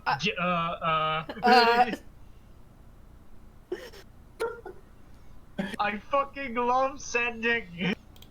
I mean, the good thing that Kiki is in this part is that everybody's already used to somebody talking into their fucking head. Yeah, it's just I can do it to anyone, anywhere now. Yeah. It's been done to Coda so many times. He's like sending, oh god, no, not this again. Not this shit. Fuck. I gotta count my words and speak them. Damn it. Grimthod is unique of all the people who've sent to sending in the fact that he screams every single time. Kiki would tell you to not do, but she doesn't know that you're screaming. Yeah, I haven't done it. I haven't done it to you, and you don't know that I'm sending. I just scrunch up my face, going, okay, here's your shampoo. Well, shall we go there then? Yeah. You should. I can pop around and give him a present. Oh, it looks like I'm gonna have to wait. Not sneak inside right now. Good. Like you shouldn't. As you turn your back around, you begin to make your way where? Oh, Temple. wait, yeah, I don't know where the temple is. Where's the temple? Turns towards the bartender's like, oh, do you know which way the temple is? Sure thing. Follow the signs that are pointing you towards the Temple of the Gods of the Outer Ring. You can find it by following the signs. Not a problem. If you cannot read, you can. I can just show you there. Oh, hey, that'd be really nice. That's understandable. We have had a few blind people actually have trouble with the signs in this place. The city is, Ask is leaving the bar is saying the city has had some problem with that. They're building a root system to help them. Did they get like their eyes cut out, or were they born that way? Oh, they were born that way. Some kind of Yeah, it's actually more of a common occurrence than you would think for some reason. Yeah, no, when I was back in the tribe, we had a couple of horses that were born blind. And, yeah, we had to turn them into food. Kiki, can you give me an insight check? Yeah, I was just like, that's weird. Like, that it's usual that people turn blind. What the fuck? Is it related to the deity, or do people like to stare at the sun? Wow. Ah! I'll give you advantage Okay, well, because that is sad. Okay. If you fail this one, I'm sorry. 60. Hey, better! Well, for a moment you believe him, like what? And then you realize he's probably just being nice to Grimthought. Aww. Oh dear, what did I miss? Oh, this guy's nice. Instead of telling him that, are you stupid, can you not read? He's like, yeah, I'll show you there. We have had a problem with blind people. We have lots of people who can't read because they're blind. Don't worry about it. It's fine. It's Don't like, feel "Aw." bad. It happens to everyone. So, like, while we're walking, Kiki just kind of goes to this guy, like, my friend here cannot hear me at the moment. What do you mean? A lot of people go blind. Oh, I'm sorry. I don't know if your friend can read or not. I'm just trying to be helpful. You didn't answer my question. no, we don't have that many blind people. I was making shit up. She's just looking at him like, Also, you can speak in my mind. I'm not exactly certain how you do that, but I'm pretty sure that's. I don't want to mess with any of that. I'm No, pretty this is- sure that's illegal. This is the only way I can speak. What are you talking about? Oh, really? Yes. That's impressive. How fucked No, would it's this guy's annoying. How fucked would this guy's brain would be if he realized that Grimthought can also speak directly into people's minds? Well, that would be. Might be a stretch. Yeah. Scream, more like. Fair. Now you should definitely do it at some point. That would be peculiar. Nevertheless, you led your way over to the church. So you're going to the church to do what? To wait for Coda to... Well, we're trying to meet up with Coda. Question: considering that the angel left the church not long before I did the message, do we see what all they're heading towards? Like, is there enough of a commotion going from the church that we're able to spot what the hell's going on there? Coda? Yeah. I think they're talking about the angel. Yeah, like Dude. the angel left the church like right before I said the message. So, like, will we be able to see what was leaving the church kind of thing? Is there some kind of large procession or something along those lines? Yes, but you're on the opposite side of it. Like where the town hall is. You would probably catch the procession of people following behind the angel, I guess, as you're making your way to the temple. I'll just spot them and turn to the bartender. Just like, what's going on there? Oh, I believe it might be something about the speech that is happening in the town square tonight. But beach. Oh, we have a visitor. Something about the tournament. What? Wait. Should are they telling people like where it is or like which way to go or any of that? Maybe? I don't know. I don't participate in that. Grimthought like gets really close to this guy. It's like, have they said like what you meant or he's like getting really excited. I don't know. Usually, last time they go there, usually it's about different tourneys, and announcements, the like. Kind of turns Kiki. Here we go. Can we go? Can we go listen and shop? Well, I still want to meet up with Coda, but I suppose if you... After that, can we? Grimthought clapping Yes. his hands. Okay. And you make your way to the church where you see Coda is waiting outside. Well, hang on. Do we see Coda or do we see a lizard? Good question. Do they see Coda? They see Coda because it's like, I'm about to turn it to a message. Oh God, what? Oh, not this again. Anything but this. Okay. Oh man, just go. Before we do that, I want to point out for Trust that eventually you would see the procession of 10 of these priests, together with this angelic figure, make their way up the stage as the rest of the people are approaching in the crowd. It will take quite some time for them to begin the speech. In the meantime, the priests are more than eager to share to people about different events that are happening regarding the Mascon, to visit the church, to give prayer to the gods and the like. Basically, divine telemarketers, if you may. Okay. Oh, including merchandise. There is merchandise being sold. Pick me up a toy, please. Okay. I'm trying to think. Can you get me a mashed wood bobblehead? So, about how long, like, before the speech starts, give or take? 1 or 2 hours. 1 or 2 hours. Okay. It could be just 1 hour if things go fast enough. Okay. And then the priests are just kind of like spouting their ideologies as well as, well, their merchandise. Okay. Okay. So what Chester's gonna do is she's going to kind of back away from like the main part of the stage, so she's kind of blended in with the crowd that's forming. Mm-hmm. And then she's gonna cast Disguise Self. Okay.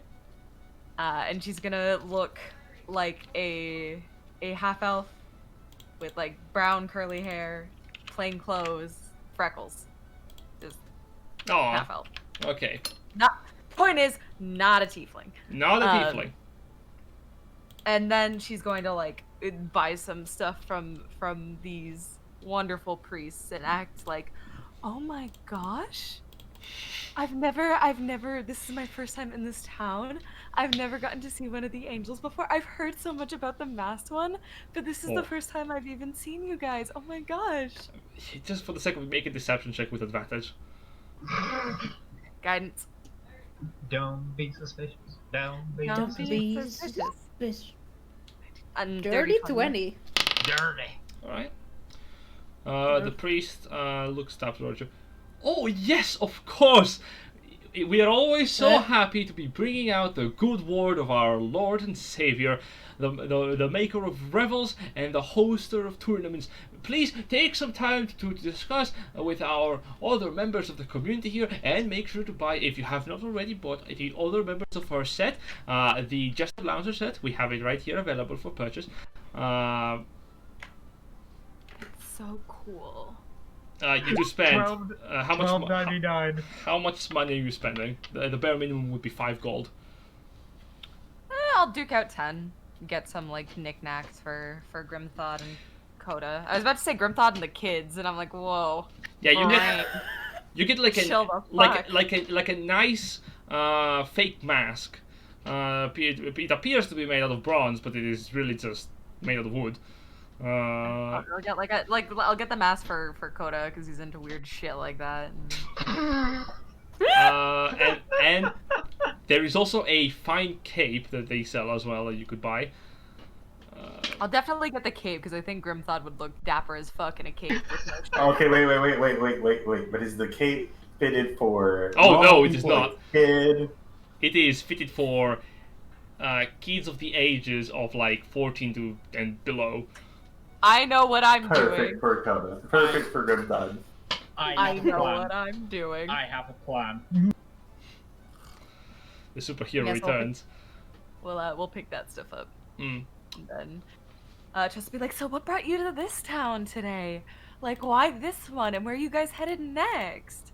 Oh, you know, we're returning back to the Kingdom of Zolaria, where we're going to be hosting some tourneys. Our angelic figure friend over here is going to be speaking all about that, so please be patient. All will be revealed under the guidance of our Lord and Savior, the Masked One.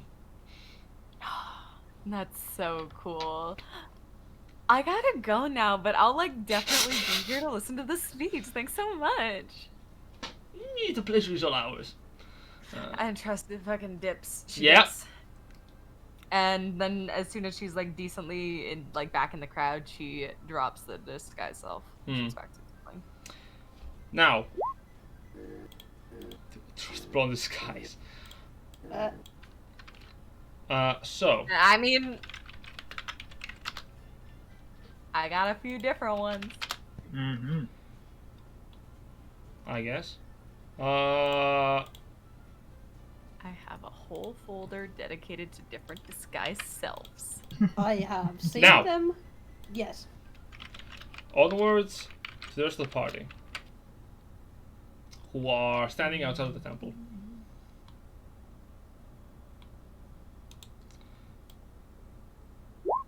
Using J. My God. You are standing outside of the temple, and you see Koda, and you approach him. Hey, where'd you go? No. Hey. Hey, Shalician. I was doing a bit of thinking about stuff, and realised I hadn't really gotten you back for when you ate me. You know, giving you doing you the favour back on that, and you also got me like these braces, which are really cool. So I realised like you've done a bunch of stuff for me, and I hadn't really done anything for you. So I wanted to like get you something for it, yeah. Just like a present. So I got you these. Reaches into his bag and he pulls out the boots. So got you these. Guy in the shop says they're really good for jumping. Oh. Also got you one of these because I realised you use javelins too. So I thought you might be able to use one of these, and he hands you over one of the +1 javelins. And yeah. Oh, so the lady in the shop said that this is really good for like, fiction stuff. Like guts and like if you got mission blood and stuff. So word to go said that this might help you out with stuff. So I just figured, yeah, give it a go. And he hands over the potion of regeneration as though it's an afterthought after the other two things. Yeah. No. Well, you told me you wanted to look like yourself without, So we thought this might help with that. And it's got a bone in it, and I realised you like bones, so I thought that might fit.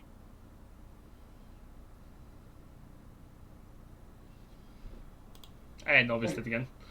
No, I'm not dead. Coda, receiving the other 2 items. He's like, oh, well, thanks. And then as soon as it's like, yeah, this is like the potion of regeneration that you've been asking for, he's just like, what?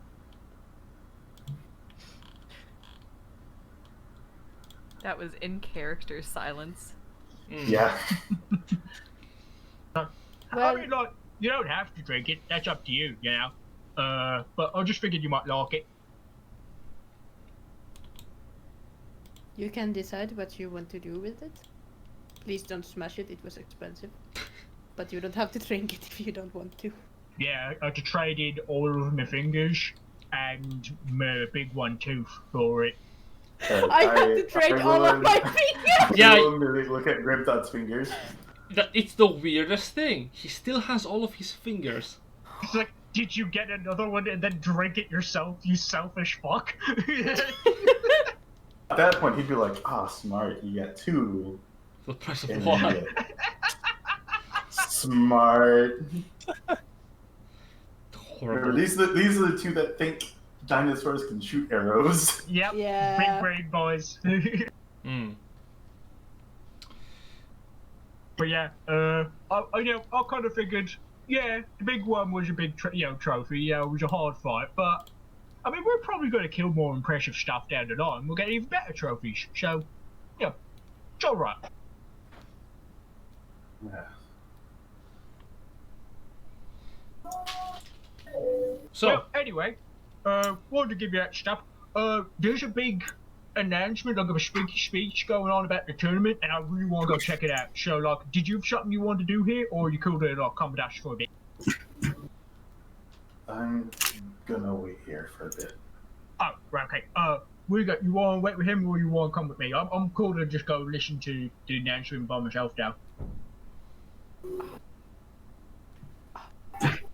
I actually don't know because like... Coda. Coda, What are you doing in here?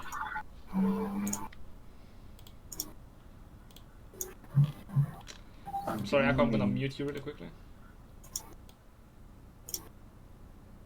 Oh no, wait, that's Jack. Yep. I was gonna Coda- go over to Kiki and be like, You. What are you doing here and what were you planning to do? I planned on meeting an old friend of mine. And you think they are in here? They are either in here or will be here. Will you be alright? Yeah. I'll be alright. He's gonna put the boots on and be like, yeah, no, I'll be alright now. You were so quiet for me! And I had like you really loud, I'm like, oh! I'll be alright. I have boots. Alright. I trust. Okay. Grimthal kind of goes, are you sure you don't want to like, stay here with him? I think he will need some time with his old friend. Oh, yeah, makes sense. Alright, let's go. But, bye, Magic Go! Enjoy the boots! Hmm. Aw. But just kind of waves and looks at the potion in his hands. Coach is like, it's a lot heavier than I thought it'd be.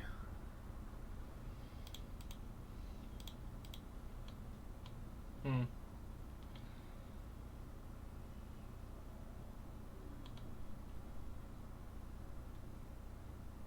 Yeah, and Coda's now gonna wait. You don't have to wait too long. As about 15 minutes later, you notice there is a figure within the temple, walking for just from one side of the room to the other, passing a glance towards the direction on the front.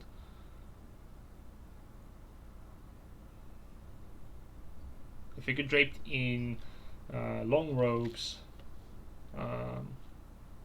of green and red. The familiar face of Terra. She absent-mindedly looks towards your direction for a moment, looks forward, as if she looked for something, but with the barest of attempts at it.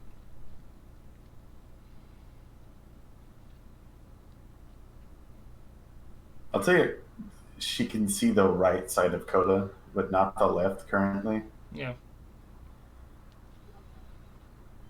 Coda will glance that way. It's been a while. He kind of stops from her pace, looks back towards you. Her eyes narrow as she's looking towards you. I'm sorry, can I help you? Perrin? As you Me. take a step forward and she looks towards you. You know, Coda.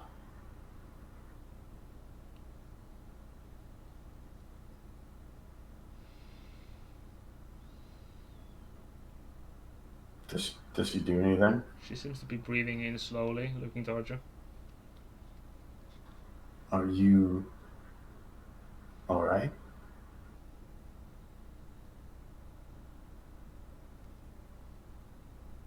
Coda? Yeah.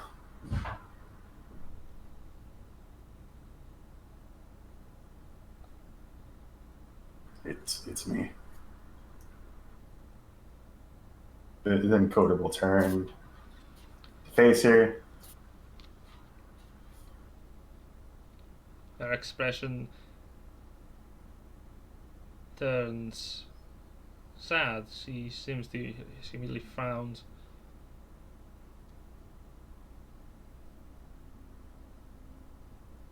I am so sorry.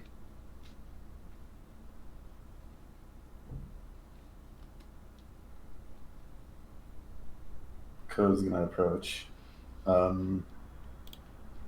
Very, very not cautiously, but calmly. Are you all right? I am. You are not. What happened to you? Well, of course, what happened? Well, I figured y'all probably already know. So sorry, Coda. I didn't.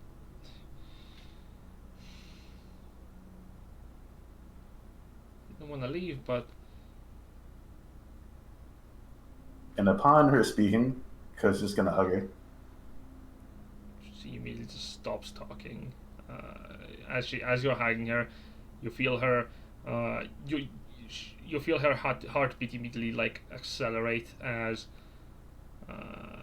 she begins to breathe sporadically. The stoic expression she was trying to hold on her face breaks as she begins to cry.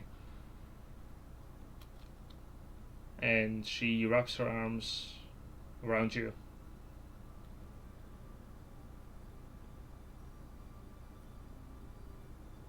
I have a lot of questions, but I am glad you are all right.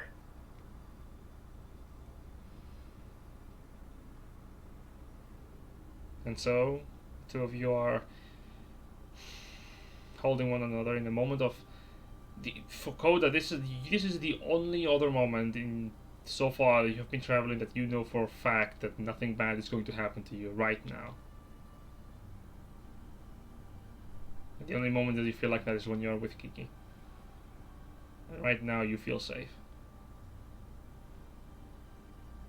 As the statues of the gods stay around you, as if looking into the beyond, you stand there alone in the temple. After so long, finally you have found an anchor.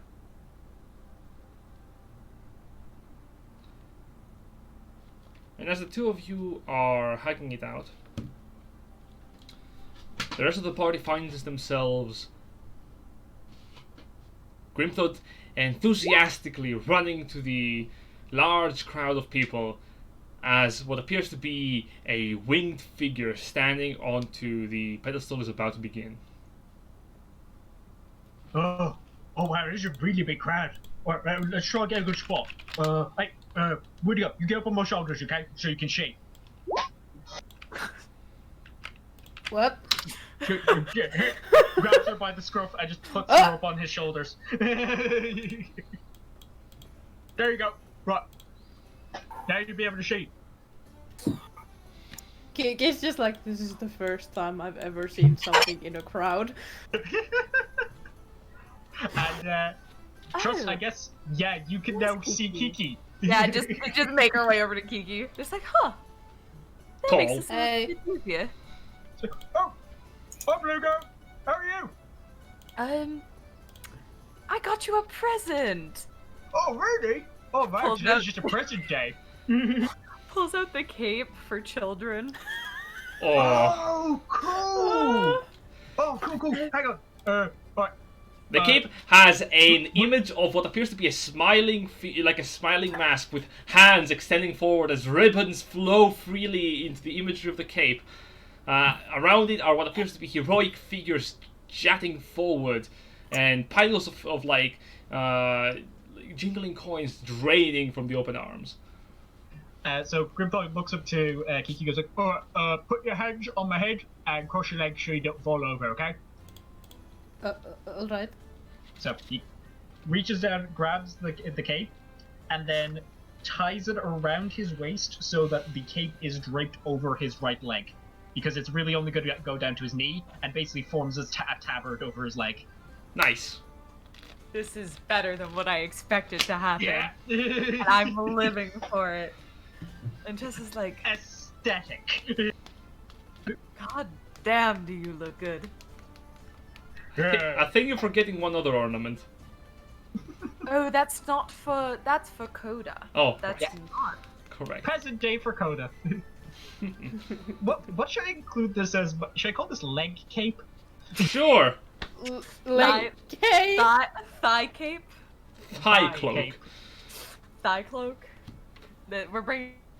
That's the what's in fashion right now. That's what we're bringing.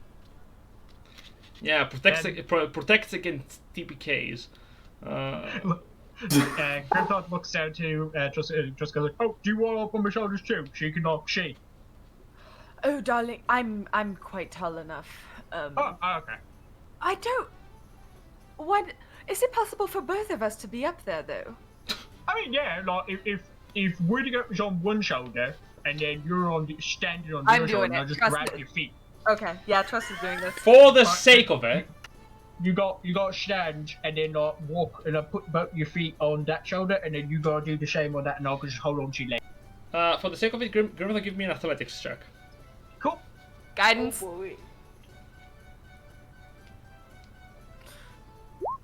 Ooh, okay, gonna need that guidance. Yeah, you can lift both of them up, but you're gonna have to leave one of your Ooh. two-handed weapons on the ground. I will. I'll leave my weapons on the ground so I can hoist both friends. Fair enough. Yes. You can now see perfectly clear over the crowd as the divine figure begins to speak. Ladies, gentlemen, and everyone in between, welcome! I am an evangel of the Lord of the Tournament, and I come before you to speak and bring you their grace. Heed me, and heed me well, for I bring news from the kingdom of Zolario and beyond. From the tourney, I wish to congratulate the 37th Battalion of the Kingdom of the United Crowns Alliance for attempting to undergo the frivolous journey, although little failure was expected. Their attempt was very much appreciated. But let's leave politics aside. You're here for fun. And fun you shall have! As the figure lifts its hand up into the air, you see sparkles of starlight begin to pop up into the air, and I need everyone to give me a wisdom saving throw. Uh-oh. Come on! 16. Oh god. Is it gonna be Coda saves the party? I rolled Okay, 5. Kiki fails, Trust. Grimthod fails, Oh. Lupus fails, Trust succeeds, Yes! God. and Trust, Corey you're one of the few people. Oh, Ashfall, are you also there? Corey is clutching up in the gulag, bro. Yeah, when the boys ran off, I ran with them. Okay. Okay, cool. Ashfall, you are seeing as the sparkles. Everyone around seems to be immediately ecstatic. Kiki, Grimthod, and Lupus, all of you are seeing the sparkles in the air, standing before the presence of this divine idol of greatness. You just can't be like charmed. You feel like you see beyond this figure of exaltation, and you just can't help but idolize it. Oh. You are charmed this way for the remainder of the speech. I should just sit in the back with like a water skin. Goes like, man, I've seen better. Just popping up a water skin. Yeah, it's a water skin, not, rum or nothing. I've spoken to an actual goddess that kind of pales in comparison. Yeah, you just sit in the back. He's like, 6 out of 10. The clerics. Oh, the clerics pass. Glug So, yeah, glug glug. glug. The clerics pass. Yes! I mean, my god could do better, but Corey would never be this tacky. Weird flex, bro. and the next one's just like tacky. What? The figure continues speaking. Yes, indeed. Now heed me well, for I bring news. Oakvern has been visited by my presence, but not alone, for I shall travel within Zolario itself to bring my blessing upon its many tourneys. Yes, you heard me right. Tourneys hosted in Zolario for the greatness and prestige shall be upheld, and to the winner of those journeys shall be given the location of the tower for those who are willing to undergo the journey to the top of the City of Glory. And the people start clapping and cheering. Grimthod is about to clap and then goes, "Oh wait, no, Frederick dropped it." Yeah! Actually, Kiki, you're also feeling like you're clapping, like without even thinking, like. You find yourself applauding. Same with Lupus. And. Slurp. It's a weird sensation of Kiki being like, I don't usually do this, but this is kind of cool. That's the effect of being charmed. And you notice that the individuals continue speaking. Now, before you I bring further news. The 37th tournament of the Silver Pigeon shall be undergone by the Solarian, by the Solarian Projectorate. We are to be expecting the grand monetary prizes for the winners, beyond the secret reaching the tower, and also magical gear, the likes of which have never been seen before.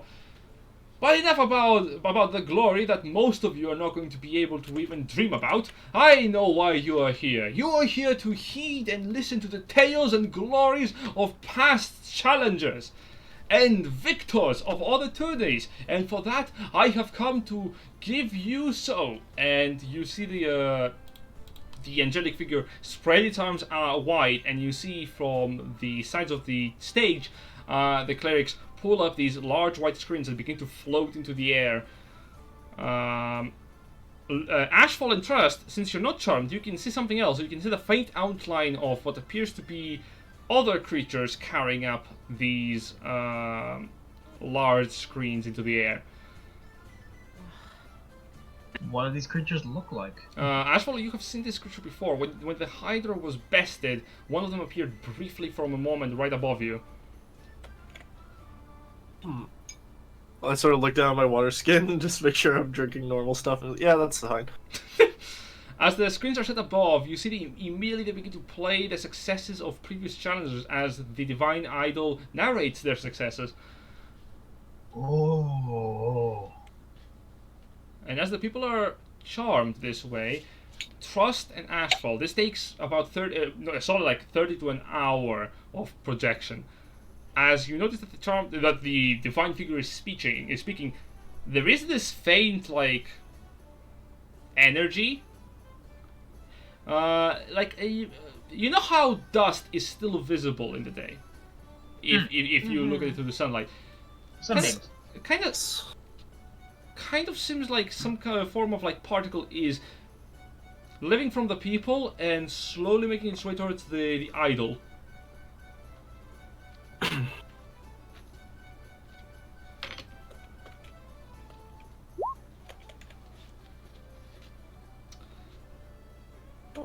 Including Grimthod, Kiki, and Lupus, and they don't seem to. You don't suffer any negative effects. It's from. Give me both of you an intelligence check. Oof. Here it comes. I will remind, right before you roll, I will remind Ashfall, you do have inspiration if you want to spend it on this. You can also roll religion if you want, if you're proficient with it. I mean, both are okay. Don't both of you kind of suck with No, I can't. For now. We serve our gods, but we don't know much about them. 3. Nope. It's true. So they're You can use inspiration if you want. You can, use my if you not. If you want. What's the play, Socks? Oh. I don't remember what I was thinking. Nah, religion or intelligence check, whichever one is more comforting. I think both are kind of bad. Yes. You really gotta love that neither of our clerics know what the fuck yes, thing Anyway, about religion. we're just gonna tack that on. I mean, I'm the same with druid thingy. 11? 11? Yeah. Oh, nice picture by the way It's on the chat. If I don't think about core, I'm fine. But as soon as I start thinking about it, then it's all downhill from there. Or Corey. Yeah, Corey. As soon as I start thinking about her, it's like, oh, brain don't work so good. The hangover hits again. 11. Yeah. You don't. It does not. Okay, Ashfall, you're just like. It might not be water. I'm just sort of sniffing it. Just like, what did I put in here? Trust. It's not a harmful effect. Everyone seems to be having fun. Probably something else. Whatever this is definitely seemingly pleasing this divine figure. Okay. Interesting. I'll trust it. And as the screenings come to a conclusion, you hear the figure go, and that's enough for the time. I know. And the crowd immediately begins to go, Oh! Grimthod, sweetie, it's fine. I am aware that you have wanted more, but never fear, for you too can see these events live happening before you. Visit the country of Zolario. Come and join us on this grand crusade to spread the message of glory, happiness, and revelry throughout the realm. As he's speaking, the people continue to cheer, and he gives off a wave as he begins to be escorted out from the scene, from the stage. Grimthod gives another roar. He barely restrains himself from doing inspiring roar. Oh, you can try. I mean, here's the thing, he can try, but he's been told not to do that. I need Trust and Ashfall, however, to give me a check they're probably pretty good at. Perception. Oh.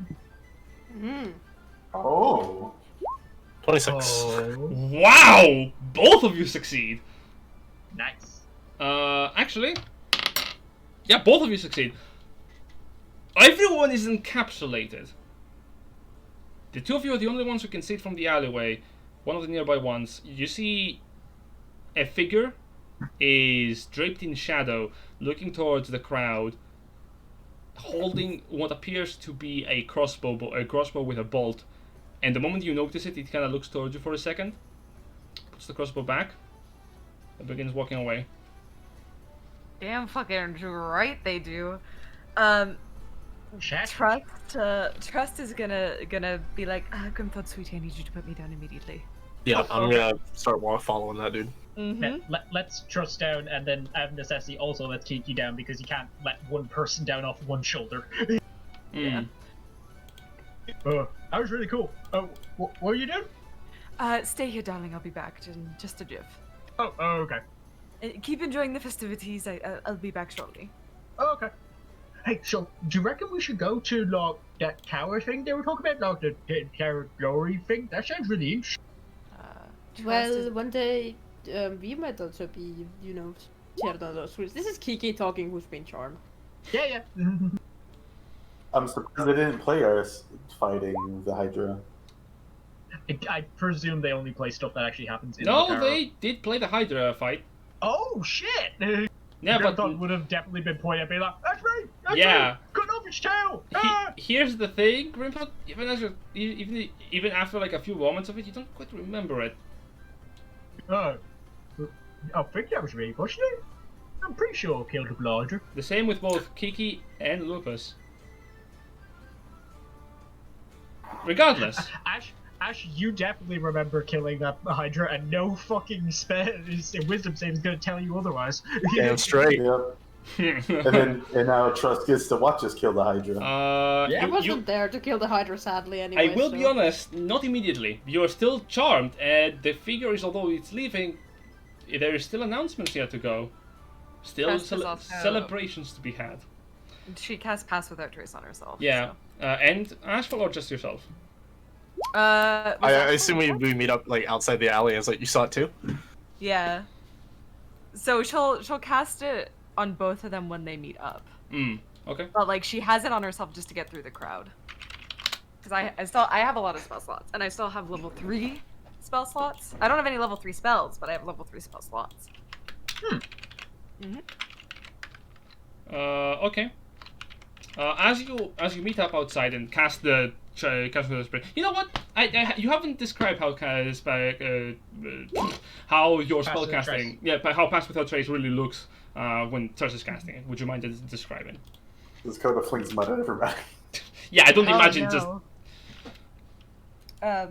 For Trust, it's the coloration of her horns like drips down and kind of covers the front half of her face, and the sort of same black color that her horns are makes her golden eyes pop, but it just kind of leaks down on her face. And when she casts it on another person, for them, they sort of, it's a black moth that's just kind of, I would say, either on like the shoulder or like right on the neck, that's just kind of painted in an inky blackness. It's like it's sort of tattoo as opposed to like an actual creature. But for her, it just like leaks down to cover her eyes and is sort of dripping face paint. It's fucking spooky, bro. That is cool.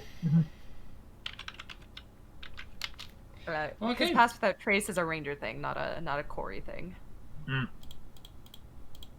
So no moths. It is. Give me a moment, actually. You do veil yourselves with the shadow as you begin to move away from the street.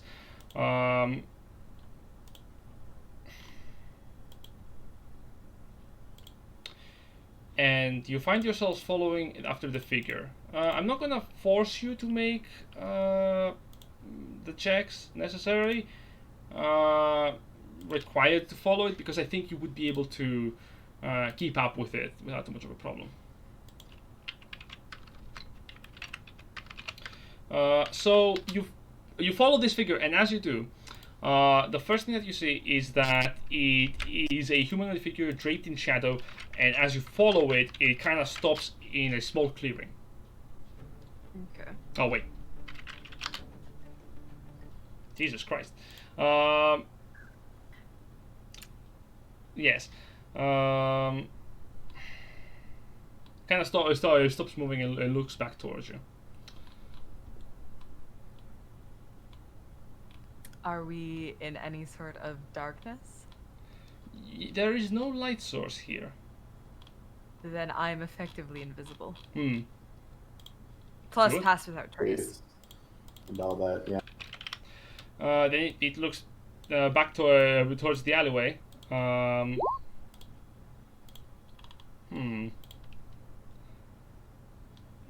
And it doesn't seem to see anyone. The figure begins to unveil from the hood, revealing themselves to be a figure with not distinguishable features. There is black coloration on the clothing that they wear, draped in shadow with blue wisps of color. You have only seen this person before. Ashfall, this is the same person that you saw in the temple.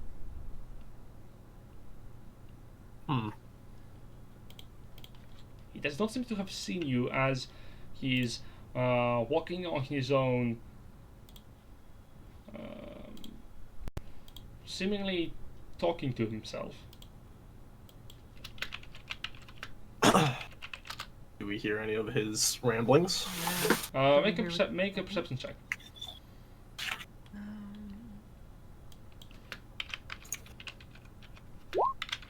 19.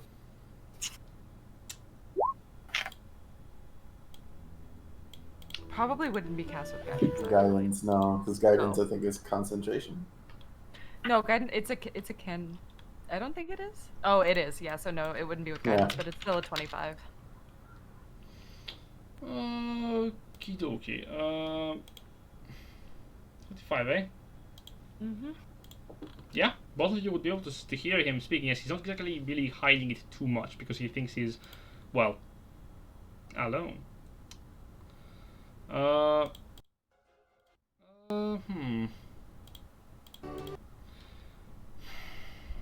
hear him speaking. It is I have come to report.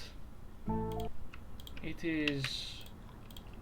I have some news regarding our divine business.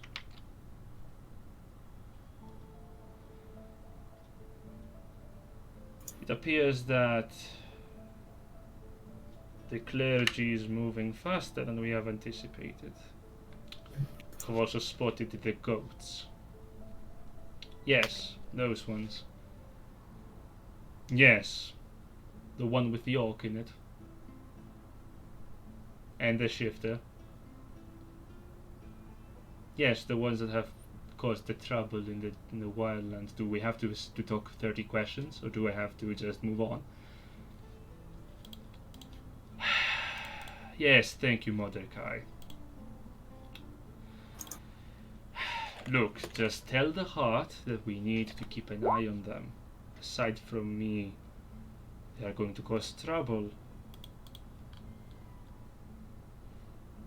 Oh, you're asking what kind of spell he's using?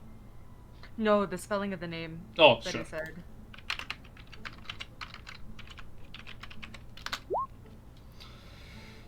I thought so. I just couldn't, like... Yep. And he says, get those people... give those people time, they are going to destroy our plot. If we cannot spread the crystals within the Magianian Empire, we're going to be in some very deep trouble. So, hopefully they are going to get off our back with the issue in the plains of Zolario. Otherwise, we might have to deal with them when they make their way to the capital. No, interfering with the tournaments is not a smart idea, Mordecai, because we're going to be caught. You forget the magistrates are going to be personally overseeing the events. We'll remain viewers of this event. Regardless, we're going to have to keep our eyes on them. Yes, Mordecai, it's funny that I'm the eyes of the You see the figure visibly just rub his fingers over his eyes.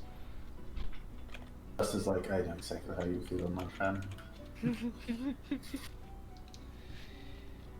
When you get your chance, you're going to kill them. I know that you're raring to go. Listen, just give it time. They will make their way over inside the Zolarian kingdom. Who knows, they might even run into your pits. If you're lucky, you're going to just kill them there. If you're not, you're going to have to wait a bit more. Continue with your business of trying to fetch us some more brutes. We need a bit more presence in some more low-life thugs. After that is done, we'll be meeting up again in a more discreet location. Oh, and Mordecai, do me a favor, and please tell me you have supplied the Fellowship of Talos with the artifact we have talked about. The Dark Ones needed for their insurrection. Good. Otherwise, I'm pretty certain that you would be replaced. Yes, I know, it's a funny quip to... Okay, I'm going to be closing now, Mordecai. Yes, thank you, Mordecai. He puts down a small rock from his ears onto his pants. Blasted. That's why I sent the shadow, and I don't come myself. He looks at the ground and is going to attempt to cast teleport.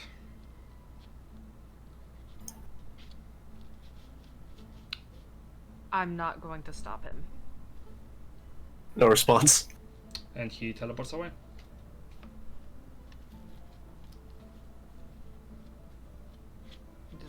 wait a few moments with bated breath. And then Trust is going to turn to Ash and go, Do you know why he knows Grimthod and Coda?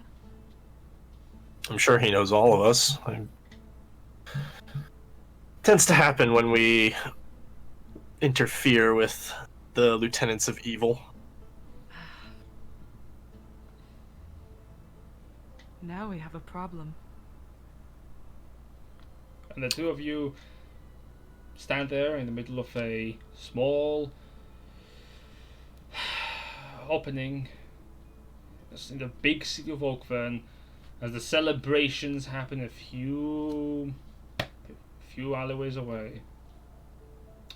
That's where we're going to end the session for today. I think that's enough. Oh, Oh, that boy. was such a fucking good session. Fuck, dude. What did you guys do? I mean, mostly the same thing you did. You broke those crystals. Oh, Yeah. fuck. That's been 90% of what we've done that's pissed these guys off, is just break the goddamn crystals. Crystals, yep. Well, basically, now we can't go around Zelaria or whatever. We have to go to Magiana. Because if we go to Zelario, they're going to attempt to kill you right off the bat. Because they... Mordecai, or whoever wants... Mordecai wants us, wants all of us dead. I So now mean, we I get can't- the impression what they're planning is basically once we go into Solario, they're going to try to play stall tactics by setting up some shit in our way that we have to deal with. Is Yeah. more than like what I got from that anyway. So Mad Max. Also, it is important to point out one thing regarding your position in the world. Zolario is between you and Magiana. Yeah, it's directly. Yep. We could theoretically detour and go in through Oril, but like that is another week or so's travel. Anyway, this has been the session for the day. I hope Yeah. everyone had fun, and That was awesome. this has been it. Thank you for coming. Thank you for All right. coming. Check next time. Yeah. It's been real fun.